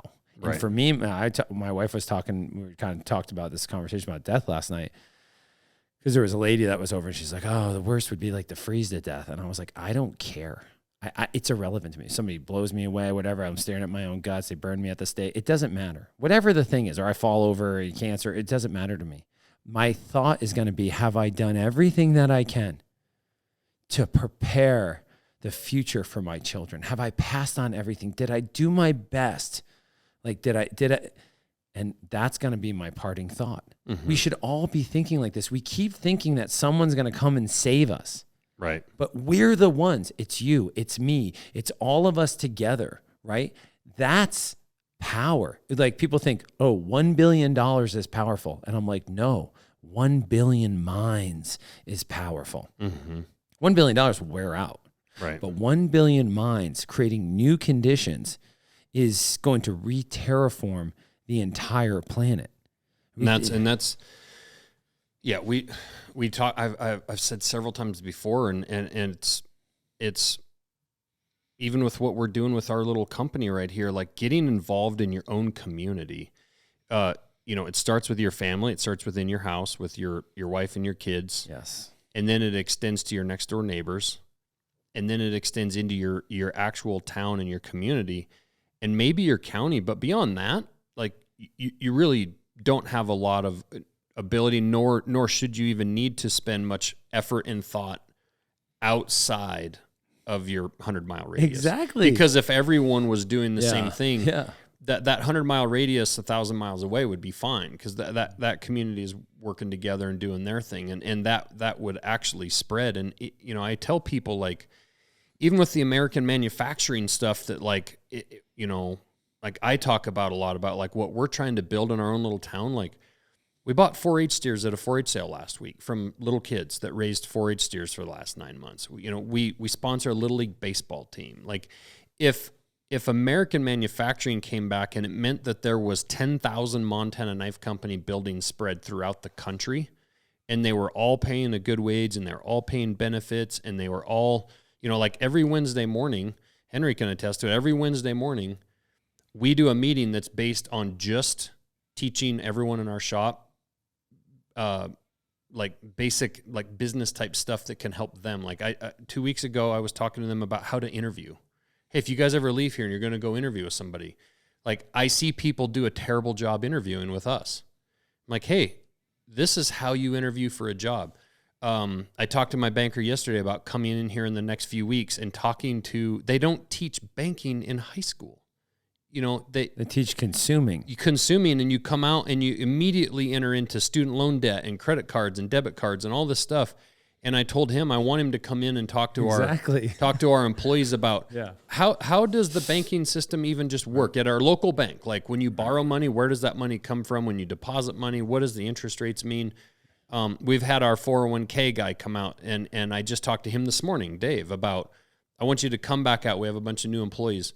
What does it mean to invest in your Roth or IRA? And what does it mean to plan? And again, it's just basic things to try to help our employees as they go from being 22 to 32 to be more set up in life, to be more prepared, like financially, business-wise, relationship-wise. Like, what if every business in the nation spread all over the place was doing the same kind of stuff with their employees and expecting the same kind of standards from their employees and how you act and what you put out on your Instagram page? Because I tell them, even your personal Instagram pages reflect our company because our customers follow them, right? When we tag them and post and stuff. So I am concerned about what an employee is going to put on their Instagram page and do and how they're going to portray, because they are representing us because we are a family, you know, and I expect our employees to conduct themselves as closely as possible as to how I would want my family to conduct themselves. Because I do look at our employees as family, you know, high expectations, and very proud of what we're building. And one of the things that really concerns me the most is I watched the Republican debate the other night. I'm sorry. And I turned it on because I wanted to see, you know, Trump wasn't in it. It was all the people that really have no chance. And it just is like, it's so depressing because you realize that, like, oh, there's no chance of turning this around in the next 4 years or 8 years or whatever, because it was a gigantic shit show argument. And I even told my wife, I'm like, if you had your kids sit there and watch who are running for the most important office, the most important job on the planet, if you watched your kids and you told kids, if you took a first grade and second grade class and said, watch this is how you should conduct yourself, and this is how this is how someone acts and how they try to get a job for the most important job in the world. This is how you guys should act. Watch this debate. And they watch that. It's a complete freaking shit show. It's mind-blowing. We can't do anything about Ukraine. We can't do anything about all these other things. But what we can do is exactly what you said. Our immediate sphere of influence, which happens in our heart, and then through our home, and then through our children, and then into our community, right? People think that, like, wealth is significance. Significance is significance, right? And so you can give your wealth and build businesses, but it can be significant, right? You can pay it out, right? And create change within your community, within your immediate sphere. But the problem is people are looking at things that they can't control, right? If you see these babbling idiots up there talking and everyone's arguing with each other and doing all the things and doing all the stuff, for me, I would never watch it because it's just feeding their stupidity. Right. It's giving them a platform, right? When it's like, why are we not hearing from the smartest and the best and the brightest people in our nation as a total separate group, right? You know what? A completely separate group. It's innovators, entrepreneurs, physicists, mathematicians, think tanks, like, warriors, like people that have done things, business owners, right? Americans. And we want to hear from those people. Mm-hmm. And they're like, hey, you know what? That's actually a really good idea. That's a good idea. But you know what? Maybe we could all actually work together. Mm-hmm. Maybe it's not just me at the top with all the answers, but maybe it's all of us working together, just like our communities, right? Just like in our homes. And people may say, like, that's a powerful position, right? And then at the end, there's just two people to pick from. Out of 379 million people, there's just two dudes. And it's either the old dude or the crazy dude or or the skinny dude or the fat dude or like whatever, right? Mm-hmm. When I think we have to get away from that bullshit and we have to start thinking like we're an independent, right? We're independent. Like if you had to dial a friend and there's something going down, like right now, I don't know, the worst thing you could think of, and you have one phone call, would it be any of the people today in government at all? Absolutely not. There's your answer. Yeah.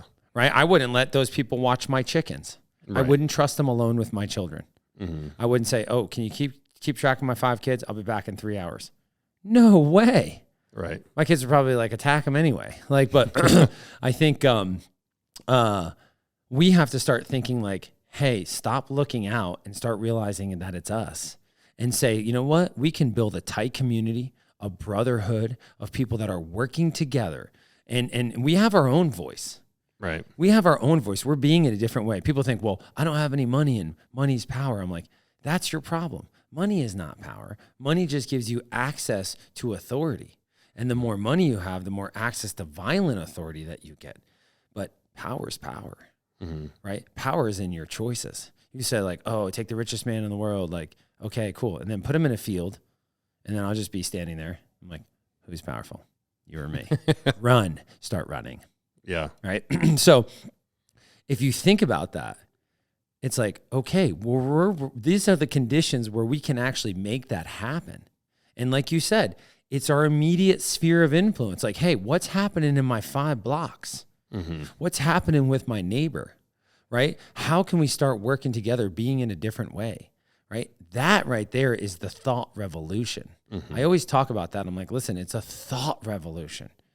If we change our minds together, right, what happens is everything shifts. That's a movement. Everyone thinks it's a political leader. I'm like, really? Martin Luther King stood up there and said, hey, I have a dream. Cost him his life. Mm-hmm. He was killed, right? There's people that stood up there and said, no, we're not going to take it, and cost them their lives, right? That's the revolution. The world is always changed by someone.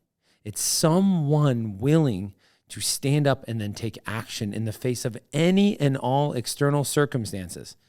And that happens first with you. Mm-hmm. If you can't do it on behalf of your own life, how do you think you're going to go out there and make change if you can't even do it in your home when no one's looking? Right. Right. So it starts there, but then it becomes very infectious. And next thing you know, as you change, you attract a new community around you. Mm-hmm. Next thing you know, that one phone call becomes 10 people. Right. 15 people, 20 people, 2,000 people, right? And that right there is communities start changing from the inside and it starts spanning out. That's the law of compounding that we want, not the negative law of compounding where it's negative actions that are then creating an implosion. Right. So let's jump back when you came home from the military. Were you immediately kind of in a, and I'm just assuming with what you've started, you got into a place where you got, either depression or PTSD or whatever you want to, I don't know what you like to refer to it as, but were you immediately in a bad mind space, or did that develop over some time where you started seeking a way to fix yourself? Well, when I first got out, before I started contracting and went into the reserves, and then I ended up I was just struggling because I was kind of disgruntled in a lot of ways for a lot of reasons. And I was just kind of I was very frustrated, just at so many things. And so I ended up, I took a trip. I just I had a rough night. I remember walked out in the woods and I just was really just at a low point. And then I just decided the next day I just bought a ticket and I just went to the Amazon. And so I just flew. I arrived there, and I went around Brazil. I ended up soloing down the Amazon with a native guy that I met, and just lived off the land, subsistence living. And I was alone, and it was mind torture, because nobody knew where I was, and then I didn't really have anybody to talk to, and I was out there, and eventually I got into the groove of it. Just living in hammocks, living off snakes and caimans, and getting attacked by bugs all the time, and going from village to village, and then I came back and it had a huge impact on me. I came back and then, I went into the contracting world and, the CIA paramilitary stuff. And I did that, and that continued that on for over 4 years. What does that job entail? So it's we protect, intelligence people around the world in a covert capacity. And so that's like, Mike and Evan Hafer and all those guys, same thing, same unit. And that was a completely different thing from the military, because you have a lot of people that are there just really for the money. And everyone's from different units. Every special operations unit's all special operations guys. Everybody's from different units all over, and you're doing all kinds of things all around the world. Mm-hmm. And, I had, at the end of it, was in a pretty gnarly ordeal. Some guys got killed. And I had enough of war at that point. It'd been almost 15 years now at that point, and I'd had enough. I didn't even know what I was doing anymore.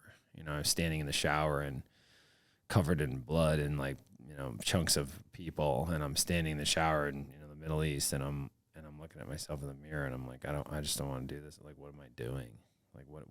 What am I doing? Yeah. And I knew that I was done at that point. And so, when I came home, I was living here, I was really struggling, because what happens is that you get wrapped up in the identity of the whole thing. Right. So many guys from my community spend their entire life reinforcing their own identity. So it's like, who's the best at pretending what they did 20 years ago? Mm-hmm. I mean, that's what it is. And so being a Navy SEAL their whole life. Yeah. Your whole life, your whole life is about perpetuating what you did in the past, which creates a predictable future. And so I had that going on. I had already been, working with horses and shoeing horses and working on a ranch and riding colts. And I had brought some buddies out over time that were really struggling. And I took them on a pack trip. And that's when I really realized that it was ultimately struggle that was giving everything in life value. And my journey was really just beginning. And they had told me that I had combat related bipolar disorder and PTSD. And it's all bullshit. To be honest with you, the natives believe that when you give someone a diagnosis, that you give them a curse. Think about it this way. Right now, I could leave here. I could drive to the local grocery store, and I could ruin someone's life. I could just walk in there. I could just look at somebody and be like, "You're a disgusting pig," and then just walk away. Never see them again. I could ruin their life, right? Why? Well, the person's like, "Oh, you psycho, get away," whatever. And I just go out, right? I leave. They never see me again. Next thing they're like, "Why would he say that?" Right? Oh my gosh, right? But then they start thinking it. They're like, "Well, maybe, I don't know, it's mindset." Then they go in the bathroom, they check the mirror, why would he say that? I mean, put a little bit of weight on, but whatever. And the next thing you know, it just starts texting a friend, boom, gets in a car wreck. Oh, breaks your leg. What happened? Or 6 months later, husband's walking out of the house. He's like, wear that jacket? It's kind of ugly. Thinks, man, maybe I am ugly. Next thing you know, what happens? You have a mind virus. Mm-hmm. It's called a Watika. You get a mind virus. And then you start thinking about it. And then all of a sudden it becomes you, right? So you go in there. I'm like, okay. I was kind of struggling, but I didn't really have a definition for it. And then someone tells you in a white lab coat that you have bipolar disorder from combat dissociative bipolar disorder and PTSD. And I remember I was like, fuck you. I was like, what are you all of a sudden now 6 months later, I'm bipolar, what, and they want to give you drugs and they want to give you all these kind of things. Right. And so that's a danger. Mm-hmm. That is a real danger. And it's a curse upon the American veteran. And I don't care what anybody says. PTSD is real. You have, all these stresses, all these things. I get it, but it's also a curse and it's a label, right? So then you become the archetype of that. Next thing you know, you got to get treatment. Why? Because you have a condition. And so then you got the condition instead of really being where am I at in my life? Well, I don't work. I eat like shit. I watch TV all day. I hang out and watch, Platoon on my TV all day. I feel like garbage. I drink beer all day. I take psych meds or whatever. And it must be because I was in the Marine Corps 15 years ago. Right. Right. And so what happens is that you kill yourself with your own mind. And so I've resisted that, to be honest, not because I'm anybody particularly special or anything like that, but I just never really, I was taught from a young age, to not buy into the bullshit, mm-hmm. From my dad. My dad just was it's you were as a young child. I remember he sat me down and he told me Micah, whatever you do in your life, look at what the world is doing and do completely the opposite and you'll find success. And I remember as a young kid, I always thought about that and I always went against the grain. I always did. I never went like along with the crowd. Initially, when I first got out, I'll be totally honest, I was trying to be like super veteran, right? I'm out there like cowboying, riding the fucking horses, doing all the things. Like, look at me, like my old pictures of me with guns and this around the world, and look at me and look at me, look, because I was scared of really discovering who I was outside of identity. Mm-hmm. And, you know, ultimately when I was on the pack trip with those guys, I remember it was so rough and it was so hard. I realized, like, wait a second, like, it's struggle that gives everything in life value. I have to begin struggling to discover who I am outside of experience. Experiences, well, that's the curriculum in life, you know, and my life is my purpose. My life is my meditation. And so, you know, what I did to help find my way home is I helped other people find theirs, you know. And so initially, I mean, I spent every dollar that I had. I was completely broke. I was putting roof on houses. I was climbing trees for a guy, doing arborist work. I was at the lowest point. I could barely pay my mortgage. I was paying for all these veterans to come out. I was broke. I was like, and I was so angry. Like, I was just pissed. All I wanted to do was run away back to the contracting world and like run away and like just I would go back in the military. I wanted to escape it, but I did refuse that, though I had the thoughts a lot. Oh, I've seen a lot of my friends do that. Ultimately, jobs don't go well. They're having a hard time paying the bills. You run away. You go back to the trough. Right. And I get it. It's easy to do, but the easy way kills you. Mm-hmm. Like what does you in more? Hunting an elk and having a garden and living a sustainable way, or going to McDonald's? Right. The easy way kills you. It always does. Mm-hmm. So I kind of like, you know, through that journey, you know, initially I'd bring guys out for 2 weeks. They'd go home for 2 weeks. And, you know, as I've gone through my own healing journey in my own life today, you know, the program it's a 41-day long program that is comprehensive. It's a 41-day long ceremony. It's a 41-day long ritual. You think about it, it's 41 days of no hot showers. So how does it start? So it starts initially, guys, they go through the application process. And the application process is very difficult in the sense that the questions that we ask are very in-depth. They reveal a lot about where you are in your state of thinking, where you are in your perception of life itself. So the guys will go through there, and then a team of us get together, graduates, veterans, guys that are on the board, and, you know, other people, and we make a decision. We kind of rate guys, kind of one being like, I mean, you're not fit for like what we're doing, and 5 being like, you know, the worst. And so then they enter into once they're selected, they do like an interview, and then they're selected, they enter in something we call the war on ignorance. And so ignorance, you know, a lot of people will initially be like, ignorance, like, you know, you're fucking ignorant. And like, you know, ignorance means ignore. It comes from the root word ignore, to ignore knowledge that is accessible. It's not hidden or occulted, right? Which means like hidden from view. It exists. And so the war on ignorance is pointing out peer-reviewed research, information that is accessible about what's being done to them, right? Like the use of SSRIs, for instance. I mean, SSRIs do not do anything but kill you. Matter of fact, it was based on a hypothesis in 1967 that was then purchased by Pfizer to create the first drug called Zoloft.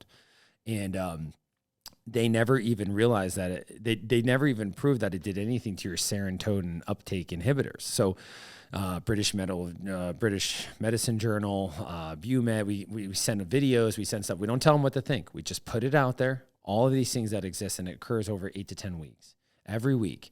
And then it talks about the cold. It talks about lifestyle. It talks about, you know, we have our own food program. Talks about all the things they're going to encounter to help prepare them. So the change already begins, right? They're already start walking on the path. Most guys. Some guys don't read anything and they show up and it's just like it hits them. And so, and then it's digital detox. So there's no, the first 3 weeks, there's no cell phones, nothing. You know, we have a duty phone that their families can call if there's any type of emergency or anything like that. A complete digital detox. They live in little cabins, 8 men in a cabin with a little wood stove, and there's no water, and there's no plumbing, and there's no electricity. And so they've got to carry their own water. There's an outhouse out there, and then, you know, we have outdoor cold showers. And so all of these niceties, you know, all these things kind of go away. And then, you know, we have something called the morning routine, which is about building tools in, you know, for their life. So every day starts with a workout. You know, we have a very structured system. We work with like Jim Jones, Lisa Bouchard, people like that have built this program around mobility and using your body in a different way. And then it's 41 days of breath work and meditation, teaching people how to essentially use their mind without their mind taking over, how to kind of control their autonomic nervous system, how to focus, how to use their breath, right, to kind of slow things down, bring awareness like to the present moment. And then it's sauna for 41 days. And then it's an ice tank for 41 days. We built a big custom ice tank. And then it's 41 days of no hot showers. And then it's horses. And then, you know, the average guy will ride 500 to 600 miles on their horses while in the program. They'll learn everything from the horse-human, you know, connection. They'll learn how to train horses, learn how to ride horses. They'll spend, you know, 7 days on a working ranch. They'll go to 11 days in the wilderness packing on horses and mules. And then, of course, they learn how to eat in a different way.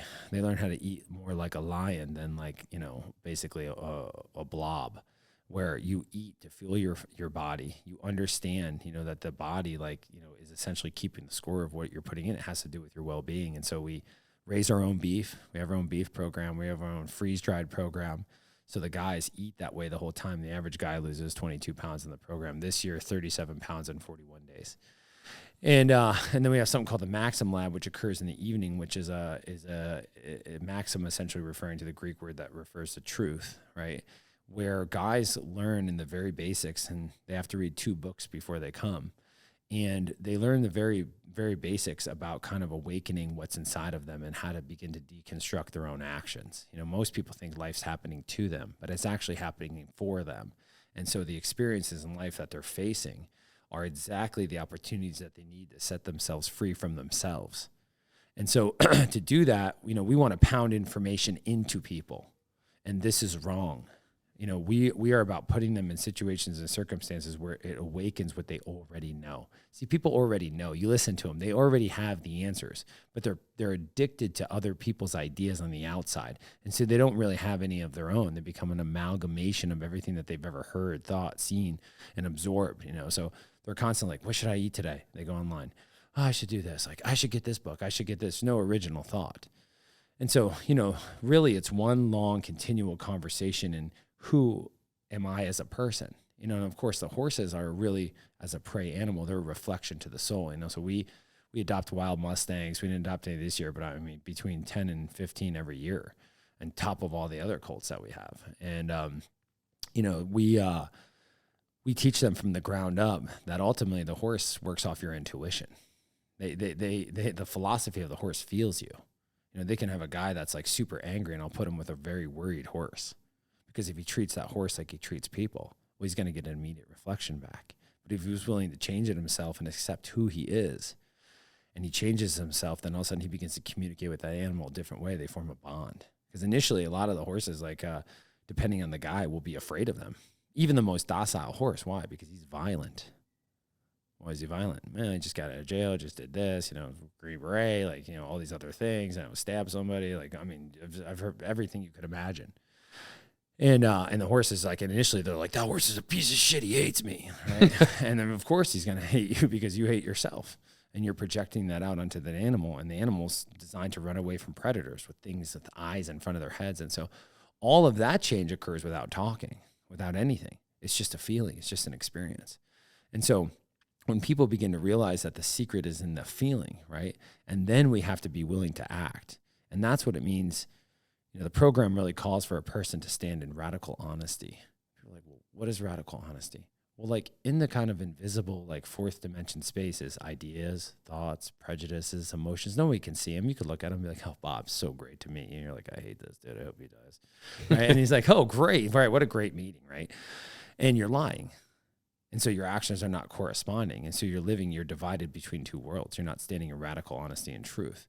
Because what happens is we live in fear, and we're afraid that truth will create conditions that will upset the expectations that we are adhering to, like this future concept of what things should be. And so we live a lie. Well, what kind of the process really asks of people is to reach up into that invisible space and pull down the truth, speak it out, clear it out of yourself, right? And then be willing to take action another way. And whatever conditions are created are the conditions that are supposed to be created because they're the conditions of truth, not the conditions of lies. And so it's a process that really doesn't require a lot of talking.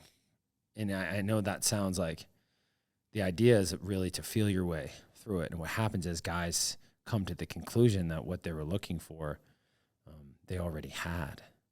That it wasn't some place that I was going to teach them something, or they were going to come here and I was going to pour a bunch of shit into their heads. They came here and they went through a ritual. And then they do 2 Lakota sweat lodges while they do one halfway through the program and then one at the end at graduation before they do a mountain climb at night. And then we have a ritual in the middle called Fire and Ice, which I don't talk much about, but like they'll go through that as well, which is a very difficult thing. And so as they kind of go through all these mechanisms that, you know, happen along the way, they still have to choose. And initially, guys will dig in. They will dig into whatever worldview that they have, and they will resist. But what happens is it becomes so loud, and then they're the only ones shouting it. And these are the conditions for making a choice. And these are the conditions for radical transformation and change. And I think that, you know, this idea that someone has the answers for you, I think it's wrong. I think if you look throughout all of history, people have always gone on crucibles and gone on, you know, soul searching or finding or whatever. They think that's watching YouTube videos of people staring at the wall saying, you know, or whatever. It's not. It's called the hero's journey because we're each the hero in our own story. And we think that like we're some kind of purpose is coming along for us. But when you realize that we're here because our life is our purpose, our lives lay witness to our own actions, and then we experience ourselves, right? You get into the cold and you're sitting there and it's 4 or 5 o'clock in the morning and you're sitting in the ice. You're experiencing yourself. You're afraid, you're this, your mind, the things, you're just experiencing yourself. And you're learning the process of letting those things going and accepting. And these are the conditions, like I said, you know, numerous times for radical transformation and change. You know, and there's 50,000 organizations in North America just for veterans. And, you know, every 64 minutes a veteran kills himself in North America and they're dead. That can't be changed. But the living dead is what I'm talking about, which is a substantial number. I don't know what that number is, but I could tell you from just the people that apply. So in my own microcosm, which is a lot of guys, it's an apocalypse. It is an apocalypse. And it's scary to see where people have wound up. Because, you know, look if you're not one of like the cool guy vets running around being cool guy, they forget about you. Right. There's tens of thousands of Green Berets, Special Ops, Navy SEALs guys running around, right? Yeah, cool. You only know the cool ones. Right. What about the dudes right now that are shooting fentanyl up in their arm? Right. What about the guys, you know, sitting in a jail cell? What about the guys that murdered somebody? What about the guy that beat their wife down? What about those guys? I never hear about those guys. Why? It's not good with the narrative. You know, overcoming, being tough, doing the things, doing the stuff. It's like, really? Yeah. What about the guy that, you know, forgot his kid in the car? Oh, why? He's fucked up on pills. Right? We don't really hear those stories because that's not favorable. So those are the guys that come. I mean, guys with incredible backgrounds. You know, if you wanted to put them up on the wall with all their accolades, you'd be like, man, that guy's a hero. Damn. Right? But you never hear about those guys. Why? Because they've fallen off. Mm-hmm. The system, the solutions are the problems. The solutions are the problems. We've created the problem. You talk about World War II. Why does 42% of World War II veterans come home and start businesses that are still operating today? FedEx, Comcast, could go on. Look at the Iraq and Afghanistan numbers. It's dismal. Right. Well, what was the difference? There was nobody there to help them. So what did they have to do? Help themselves. So I run a program that doesn't help people. It just teaches people how to help themselves. That's what it is. And so those guys came home and there was no like, oh, let me take you tubing. You're a vet. Here's a corn dog, right? Like, here's a healing corn dog. And we're helping people so much that we're killing them. We're helping people to death. Mm-hmm. It's like, I mean, look, I used this example a long time ago, how I killed all my wife's starter plants. And, we had moved out here, and I was like, we have a 66-foot greenhouse. We grow, mangoes and all kinds of things. We raise sheep. We live primarily off the grid. Like, I haven't bought meat from the store in, I think, 5 years. So like living like completely in a different way. When we were first getting going and all those things, my wife had all these starters, and I couldn't take it because it just took so long to like come out of the dirt. And so I kept going over and brushing the dirt away, like to see like if they were coming up, and then I killed them all. And, I've told this story before because I remember thinking like I helped them to death. I was trying, the little green part was coming out. So I figured if I brushed the dirt away a little bit more, that they would pop up quicker and make it a little easier on them. Yeah. And they all died. All of the seeds died. And that was actually a really interesting moment in my life where I was like, because I'm a thinker, I think about things like, and I feel things, and I remember thinking like I helped them to death, and I almost like kind of chuckled at it. Like my wife was pissed, but like I was like, she's like, you killed all the plants. I'm gonna go to Home Depot and get the genetically modified ones, and and I was like, and I thought about it. Well, that's what we do to people. We help them to death. And so I think like the more we can teach people, pass on that knowledge and wisdom, not information, and teach people how to help themselves, that's where the revolution begins, in the heart of the individual. And then it spills out into their children, because think about the byproduct of the kids that are living in hell right now. Nobody thinks about that. Nobody thinks about the guys, because we just see all the cool guy stories. That's it.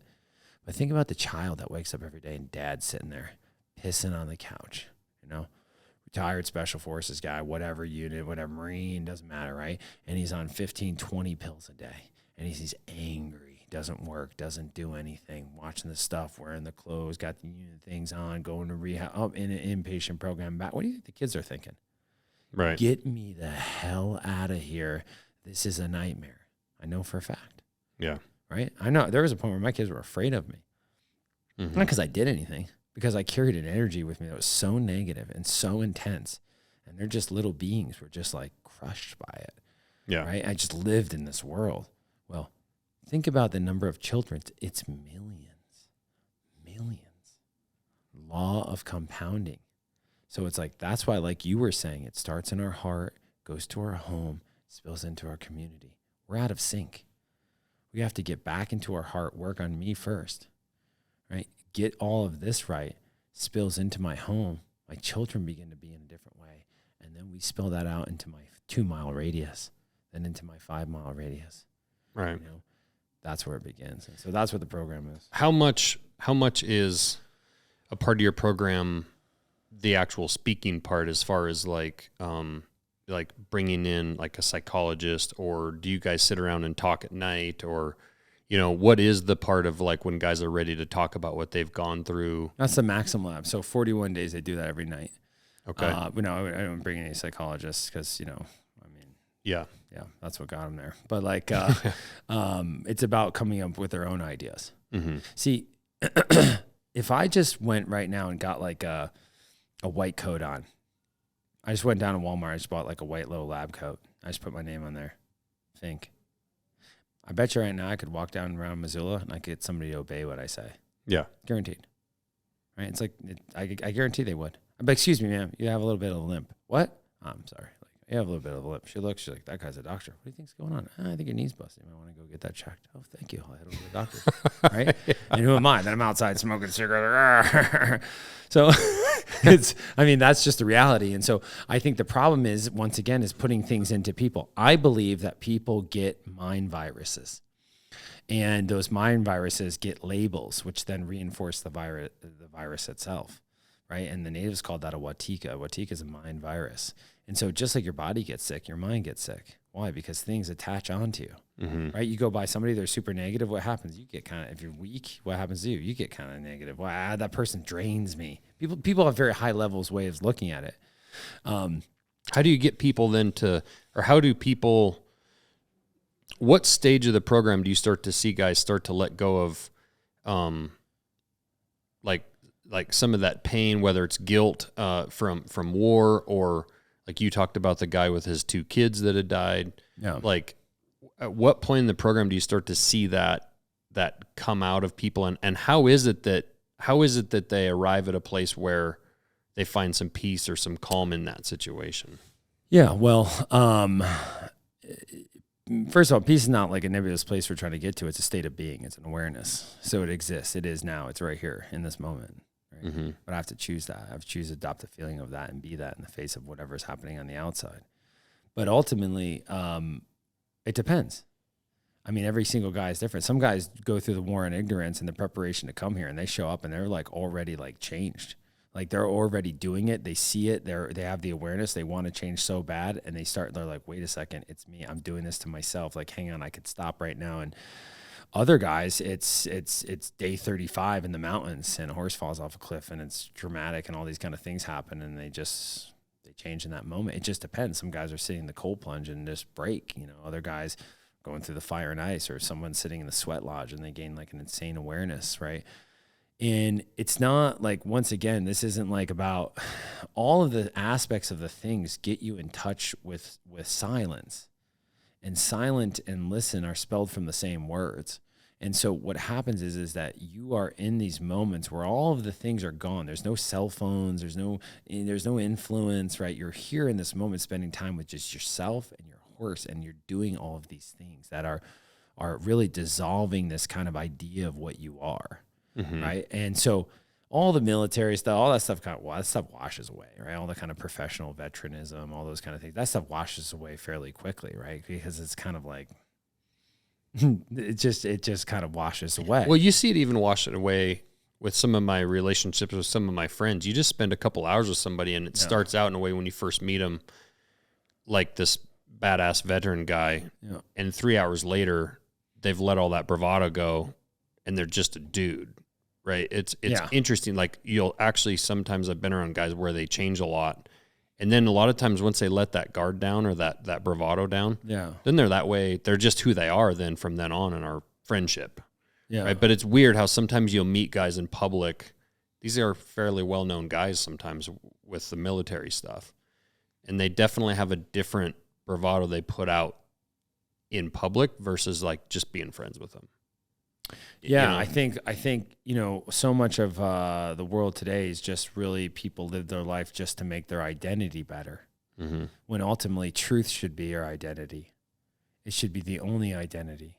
Like, this is a job that I have, but this is the way that I live. Truth is my identity. These are things that I've done, but it's not who I am. Like, if you look at a person, I'll use an example.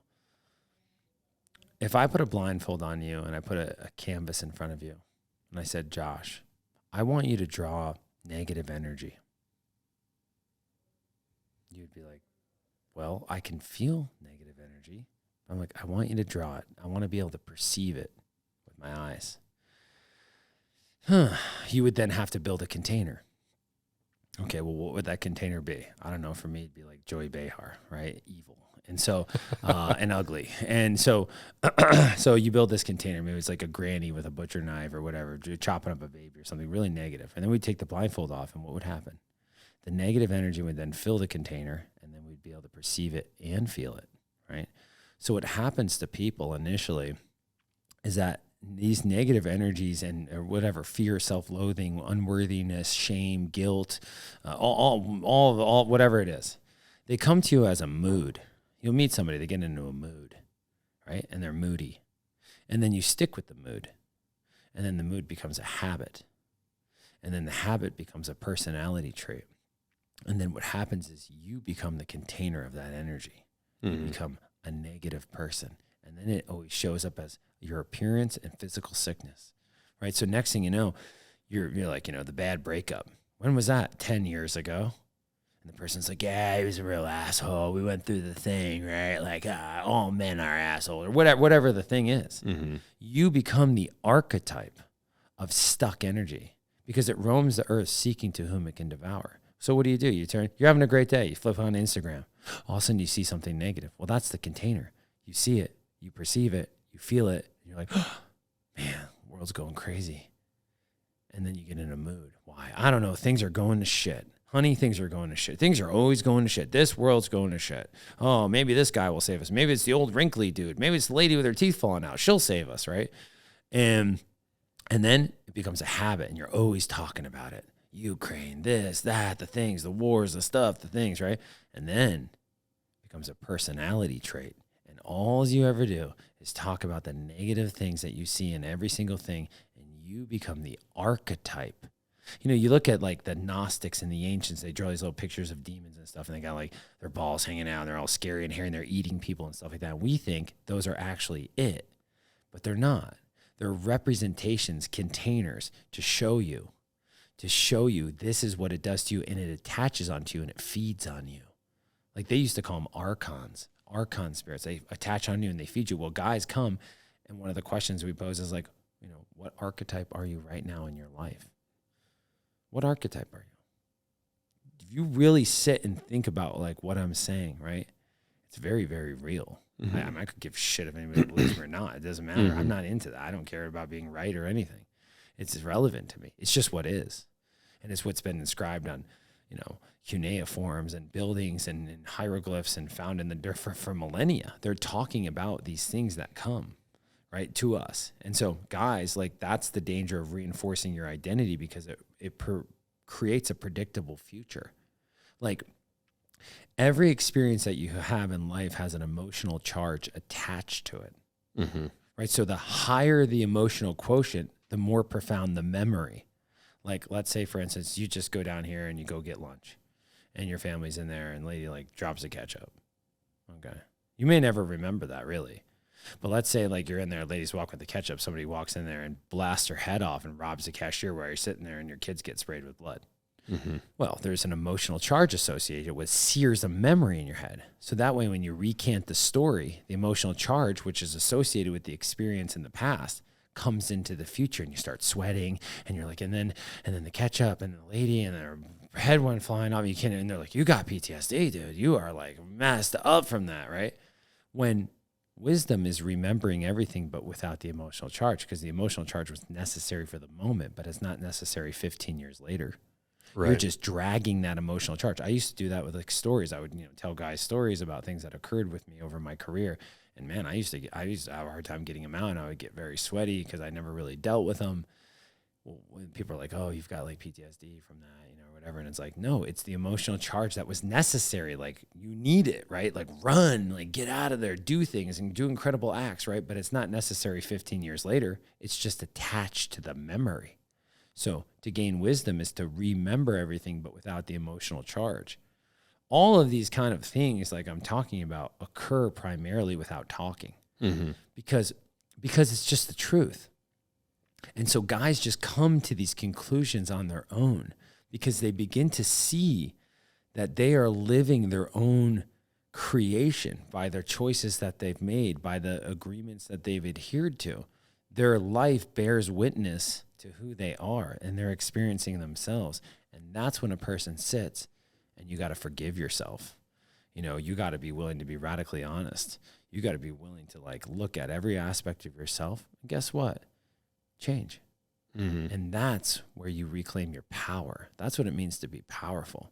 Like, that's what I was talking about. Like Lao Tzu saying like nothing could be taken from him. A grizzly bear wouldn't attack him. He would go in the mountains. Why? Because the bear would see nothing to take. There was nothing in him to take. He wasn't afraid. He had nothing in him. He just was. And so they wouldn't do anything. No arrows would hit him because there was nothing to hit. Right? And so that is when you really claim into power. You're not the twos and fros of the world, and all the things that are happening out of your control have no effect on you. Why? Because you don't allow them to. Well, and that's when you talk about how the everything that's going on in the world, and all of everybody getting all charged up about like politics and all the stuff going on, right? Like a couple elections ago during Trump's first election, I found myself back when I was more on Facebook, I found myself more starting to, and it's weird, Facebook does this really, really good mental game with people where you unfriend someone, right? So if I unfriend Henry, because I just get tired of hearing all of his stuff. I still really like. Did you get unfriended, Henry? Yeah. But if Henry's putting up a bunch of stuff on Facebook that I don't agree with, or I just don't want to see, or whatever, it doesn't mean that I still don't consider him a friend. I still think he's a nice person. Yeah. I might want to go have a beer with him and hang out with him. But what I found was even so many people that I agree with a lot of their opinions, I just got tired of hearing it all because it's all just constant poison being pumped in, right? Did you see what they did to Trump here? Did you see what they did to Trump? Trump's getting screwed here. Trump did this. Trump did that, right? Or the Democrats did this. Democrats did that. And I might agree with 90% of it and think that he's getting hosed or that the Democrats are stupid or whatever, right? I might agree with all this stuff, but when I open up my Instagram page or my Facebook page, I much prefer stuff that's motivational, stuff that drives me, makes me feel like maybe I need to be better. Things that excite me, that make me feel good, right? Like I look at social media as an incredibly powerful and amazing tool that I've used to build this brand and this company, right? And I get to associate with my friends that don't live here, and I'm so busy I don't get to hang out with my friends, so at least I can see what they're doing, right? And like I can choose what I want my feed to show me and then how that makes me feel and what it makes me do. The Winter Strong event that I took our knives to when I first went to launch MKC, and it was just prototypes, that event made me feel like greatness was possible, what I was going to do was possible, but it made me feel like I needed to be way, way better because everyone there was incredible, right? It's this collaboration and conglomeration of people from Olympians to professional athletes to amazing business owners to successful hunters, like whatever it is, right? It didn't matter. You walked away from there with all those people saying, I believe in you and what you're going to do is awesome and we got your back, right? And it made me come home going, fuck yeah, like we're going to do this. Like these people are behind me. I want to be more like these people, or I want to achieve greatness in what I want to do. And I started just shutting out and shutting off all the shit that was a detraction from that. And so I started unfriending people. I actually quit just using Facebook altogether. Like my stuff posts over there, but I don't ever look at it because I felt like Facebook was a lot of people's opinions. I could give a shit what you think. Like honestly, I've never had a Facebook. And I initially did when I first started out participating in social media, but I don't now. I think that it's a powerful tool, like you said. But I think the tool uses most people. I don't think most people use the tool. I think it uses them. If you look at it as a tool, right? It's a tool. It's a powerful tool. Yeah. It's a great tool. It can be. Yeah. But And I mostly, for the most part, and people that listen to this, you'll probably notice, I don't respond to a lot of comments anymore. I don't like a lot of comments. But I post, and then I go. And honestly, I'm so busy. And it is cool, like, to get on there, and I have people that DM me photos of, like, I used your knife on my sheep hunt in Alaska, and it was amazing. That's awesome. And I get tons of that, right? And tons of great comments. And it's amazing how much worth people will put on one comment out of the 100. You know, every now and then, like, you're a piece of shit, you're a fraud knife maker, everything you're doing, your knives are too expensive, blah, blah, blah, blah, blah, right? And you walk away from that and you're right. You're like, God, are our knives too expensive? Should I charge less? Like, should my margins be lower? Am I, God, am I a fraud? Like, I'm definitely not as good as this guy. I know I'm not as good as that guy. Like, right? You let one comment, but if you weighted the comments by percentage, you'd walk away, and this is the other part you have to control, because if I weighted the comments by percentage, I'd walk away from Instagram going, I'm the greatest son of a bitch out there. Yeah. Like, our knives are the best ever, and our company's the best ever, and I couldn't do no wrong. So you can also take Instagram and a lot of the comments and a lot of the love that you get too seriously and too literal, and walk away here thinking, I don't need to get any better.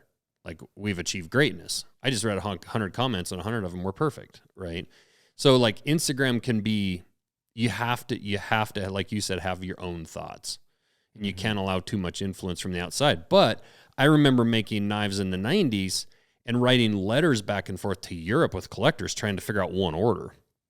Now I can post a photo and show 100,000 people what I'm doing. It's an amazing marketing tool. It's an amazing connection tool. I had to buy ads in magazines to hope that you would buy the magazine off of a shelf and then open it and then read my ad and then actually act, right? I had to buy ads on TV shows or magazines or whatever. People back then did. Yeah. Now marketing is basically free. You can pay for marketing, but for the first year and a half of our company, we didn't have money. So we didn't pay for anything. Here, Micah, here's a knife. See what you think of it.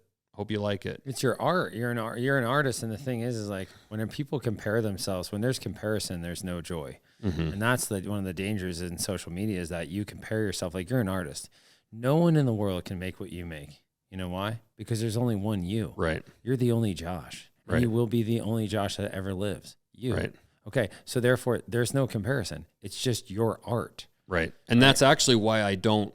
People will also notice if they want to take their time and go look. Like I follow quite a few individual knife makers, like custom makers, because they're my friends, and a lot of these guys helped me get to where I got.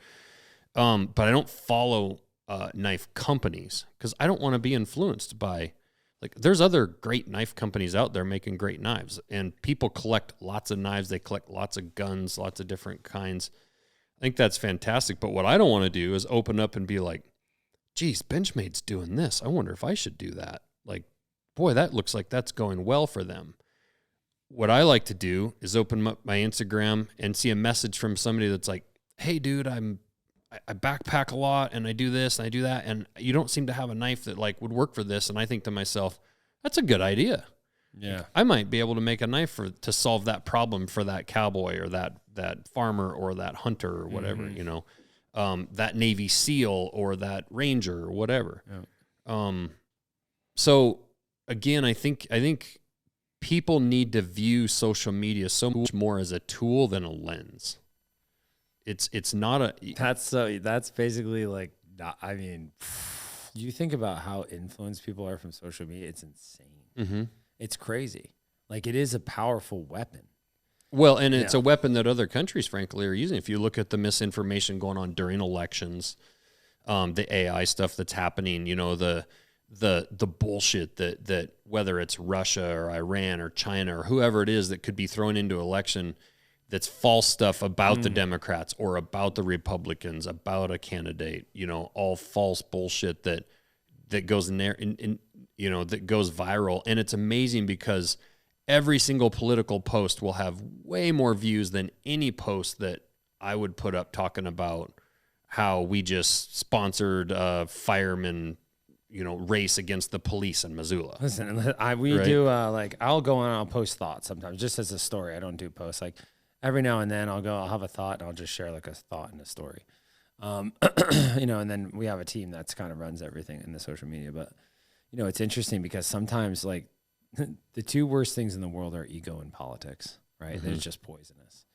You know, you think about like being disconnected for a long time. I'm in the wilderness. Like, I mean, I used to do every single class, every single year packing. You know, I packed across 18 wildernesses in North America on horseback, and you know, I'd be unplugged from all these things. And it was interesting because then I would like re-engage with them, and within minutes, I would start to become anxious. Right, like I would start to feel, and I would stop, and I would be like, "What is that? What is that anxiousness? Like, you know, what is that feeling?" Right, that I would get, and I really began to really look at those things, and that's when I made a decision. I used to have a big personal account and all these things. I was trying to be the cool guy veteran back in the cowboy, like all the things. And I wrote this post, and I just deleted it. I'm like, this is a cancer in my life. Like, it's a cancer. Like, I'm spending all of my time involved in all these other things, look at these snippets of all these other people's life and all these. And it's all fake. So much of it is fake. You see a couple, and they're like over there, and they're like laughing on the white sand beach, like, ha, ha, ha. They take that one picture. 5 minutes later, he's like, pow, shoots her. Right. Right. Like, I mean, that's the reality of it. It's fake. It's like you're catching a snapshot of someone's life. Then you're judging and comparing that snapshot, which is 1 millisecond, right? A shutter speed. And then you make an observation, you make a judgment, and then you assume that that's what's occurring at all times in their life, right? But it's fake. What if everybody was just like, there was no filters, there was no anything, and you just like posted what actual real life was? Right. You know, you're out there, you're down, the sheep got out, you know, you got 2 different shoes on, your kids are running around. You're like, a lot of that stuff. A lot of that stuff is what people like on my page actually like the most. Just, you know, working on 4-H animals or doing this or doing that. Or I actually try to put up some stuff in our stories of just like, well, this got all fucked up today. And I tell Henry, he's one of our videographers, and I tell him all the time, like, I don't want to fake anything around here on the shop. I don't want to make up narratives. I don't want to make stuff up. It's not acting, right? It's because we already do enough cool stuff that the rest of the country doesn't do, that just show them what we're doing, right? Like we're making knives, we're shooting bows at lunch, we're shooting bows after work, right? The guys are leaving work at 4:00 and they're going elk hunting. Like that's special. That's different than what the rest of the world's doing, right? We're in the middle of our day and the kids call and the cows got out, right? Or the neighbor's cow got in. We got to get the cow out, or whatever it is, right? We're having a baby calf. Oh, the thing's dying, right? Like all those things are just life. Just try to die. Yeah. But yeah, so it's, I don't know, we could go on forever, but I just wish people would just be more willing to just post what's going on in their life, what's real, and just have their own thoughts. Yeah. You know? Yeah. And put way less weight on what other people are doing, for sure. Like the worst thing that you could ever do is care about what people think. Right. You know, because all judgment in your life is self-judgment. See, you judge yourself and I judge myself because I assume that other people are judging me the same way and then it reflects back onto me. All judgment is self-judgment. You think everyone's like, that's why people don't want to talk in front of people. Oh, I don't have anything to say, or am I wearing the right clothes? Do I have this going on? Do I have that going on, right? Nobody's thinking any of those things. It's all just occurring inside of your own head. And so all judgment becomes self-judgment. Well, what happens is people like constantly live in the state of self-judgment and comparison, and then it actually drives you. You become like a form of slavery. You're buying stuff. You're doing things. You're doing, people like, I have a question on the application that says, if money was no object, what would you be doing? 90% of the guys that write on there is something that they could be doing right now. None of them are grandiose. Mine is grandiose. I would like punch out. I'd have a boat. I'd live like somewhere in like, off the coast of Indonesia. No one would ever see me again. It'd be kind of subsistence living with my family on like a boat. Most guys are like, get a job on a ranch. I'm like, I'll get you a job tomorrow, dude. You want a ranch? Like, easy day. Here's your post pounder. Like, get to work. Right? Like, it's all these things, and they don't realize that like the things that they really want in life are right there at their fingertips. But instead, they watch other people live their lives and wish that they had those lives instead of taking action right there to stand up and be like, okay, I quit. Like, I'm going to do this. Like, I don't know what it holds, right? And just stand in their truth and live their lives. That's the adventure. But instead, they just look and they just judge other people and they just sit there and they just like wish and wish and wish. And then their whole life is geared by the opinions of others. Right. Like, when you can set yourself free from the fear of the opinions of others. Like, when I first started doing podcasts, like get out there and start doing stuff. Like, I really like, and I was already off social media, but like, I like struggled like at first where I was kind of feeling like, oh, like, I guess I say things like controversial, like, or this or that. And then like, I just got to the point where like, I just don't care. Like, it doesn't matter. Like, they're people's opinion. I don't care. I don't care what people say. I don't care what they judge. It doesn't matter to me. Like, I'm doing what I feel is right in my heart. I'm living my life in my certain way. It's followed up by my actions. And I'm okay with that. Yeah. But if your whole life is controlled by what other people think, like, you're headed for a precipice that's going to like, it's going to end your life and end your happiness. So how many, to kind of wrap up here, how many guys, is it always men? Do you have women? All men. All men. How many guys do you run through your program? So we run 8-man classes. And so we run 32 guys through a year for 41 days. Then we have a follow-on thing called Stay the Course. And then we run some shorter courses with partner organizations. So, my goal is to build a community. Like, everything that I've learned about the human condition, like, I want to give away for free. I want to give away to every single person, and I want to coalesce and network with other organizations. Most people are real, like, this is my little basketball, this is my little group, these are my little donors, I don't care about any of those things. Like, we need radical transformation and change. And so we partner with some other people and we run some like little 7-day things, and we're going to expand out to a winter course. But right now we're at 8 guys, 32 guys a year coming through the program. Yeah. And so you'll do class in the winter, or are they all pretty much spring to fall? We start end of May and we run through September. Okay. Yep. And then it's no days off. It's just, and then so the classes overlap. Like, some classes are at Cowboy, and like we partner with like, some really awesome big working ranches, plus our ranch. And then of course they spend 11 days in the wilderness. So we got guys like, Wind Rivers, Bob Marshall, Frank Church, Selway, Bitterroot, Sawtooth. I mean, just all over the place. Yeah. Yeah. Packing. And so it's 11-day progressive. So every single day they move. Every single day they pack up and move. Okay. And then, are you guys constantly always kind of seeking out, looking for donations, or if companies want to support or people want to donate, do you guys have a way to do that? Or are you looking for that? Yeah, I mean, we're a nonprofit 501c3. So the more people we help, the more broke we go. That's the business model of nonprofit. And so every guy, you know, boot to hat gets paid for everything, travel, gear. I mean, you name it. Some guys show up with just a backpack. Outfit them with every single thing. And then, you know, we stay with them through a year for basically a year. And do they train a horse and then keep it? How does that work? No. So they, you know, depending on the guy's level, you know, they get given a horse. Like I said, we got 75 horses. We got a pretty awesome horse program. Buy, sell a lot of horses. Everything we start ourselves, train from the ground up. And we'll give a guy a horse based on his ability and based on his personality type. So we kind of really evaluate like what we think, you know, would be a good match for them. We kind of match them up, evaluate them. And then the horses, you know, we'll sell them after probably 3 or 4 years. You know, they'll get some thousands of miles underneath them, and then, you know, we'll turn around and sell them, get new horses. They go through colt starting, so they'll get to work with wild horses, right? You know, but no, they don't get to right. keep them. We wouldn't have any horses. Yeah, well, and obviously you're not going from starting a colt to a take it to Chicago to a pack trip. Yeah, exactly. Yeah, exactly. So heroesandhorses like .org, you know, people donate all kinds of ways. People come out and volunteer. We got foundations, you know, we got, you know, companies, we've got, you know, grants, we've got a, you know, a capital campaign going on. We've built like an indoor riding arena, outdoor arenas, round pens, colt pens. We've got these little non-electric lab cabins that the students live in. So, you know, we're, of course, you know, raising money and stuff like that. So there's a lot of ways for people to get involved besides just donating, but, you know, they can. We just had people come from around the world. So we had a bunch of people from Switzerland here, people from Australia here, people from Canada, you know, kind of coming involved and like learning what we're doing. And so it's like, it's been pretty awesome to see it kind of like going global where people are really realizing like, hey, like we got to do things for radical transformation and change. And so that's really inspiring to see. Like I started with 7 horses from a used car lot. Yeah. You know, yeah. Like, so it's just like you, right? You have a vision, you hold the vision in your mind. And sometimes it feels like the whole world's falling down and you still hold that vision and keep taking action and, you know, it occurs. So, you know, Instagram, Heroes and Horses, yeah, people can follow and then get involved a lot of different ways. Awesome, man. Well, thanks for coming. I appreciate it. Appreciate it, buddy. Thanks for the opportunity. Good thing you got going here. Awesome. Thank you, man. Yep.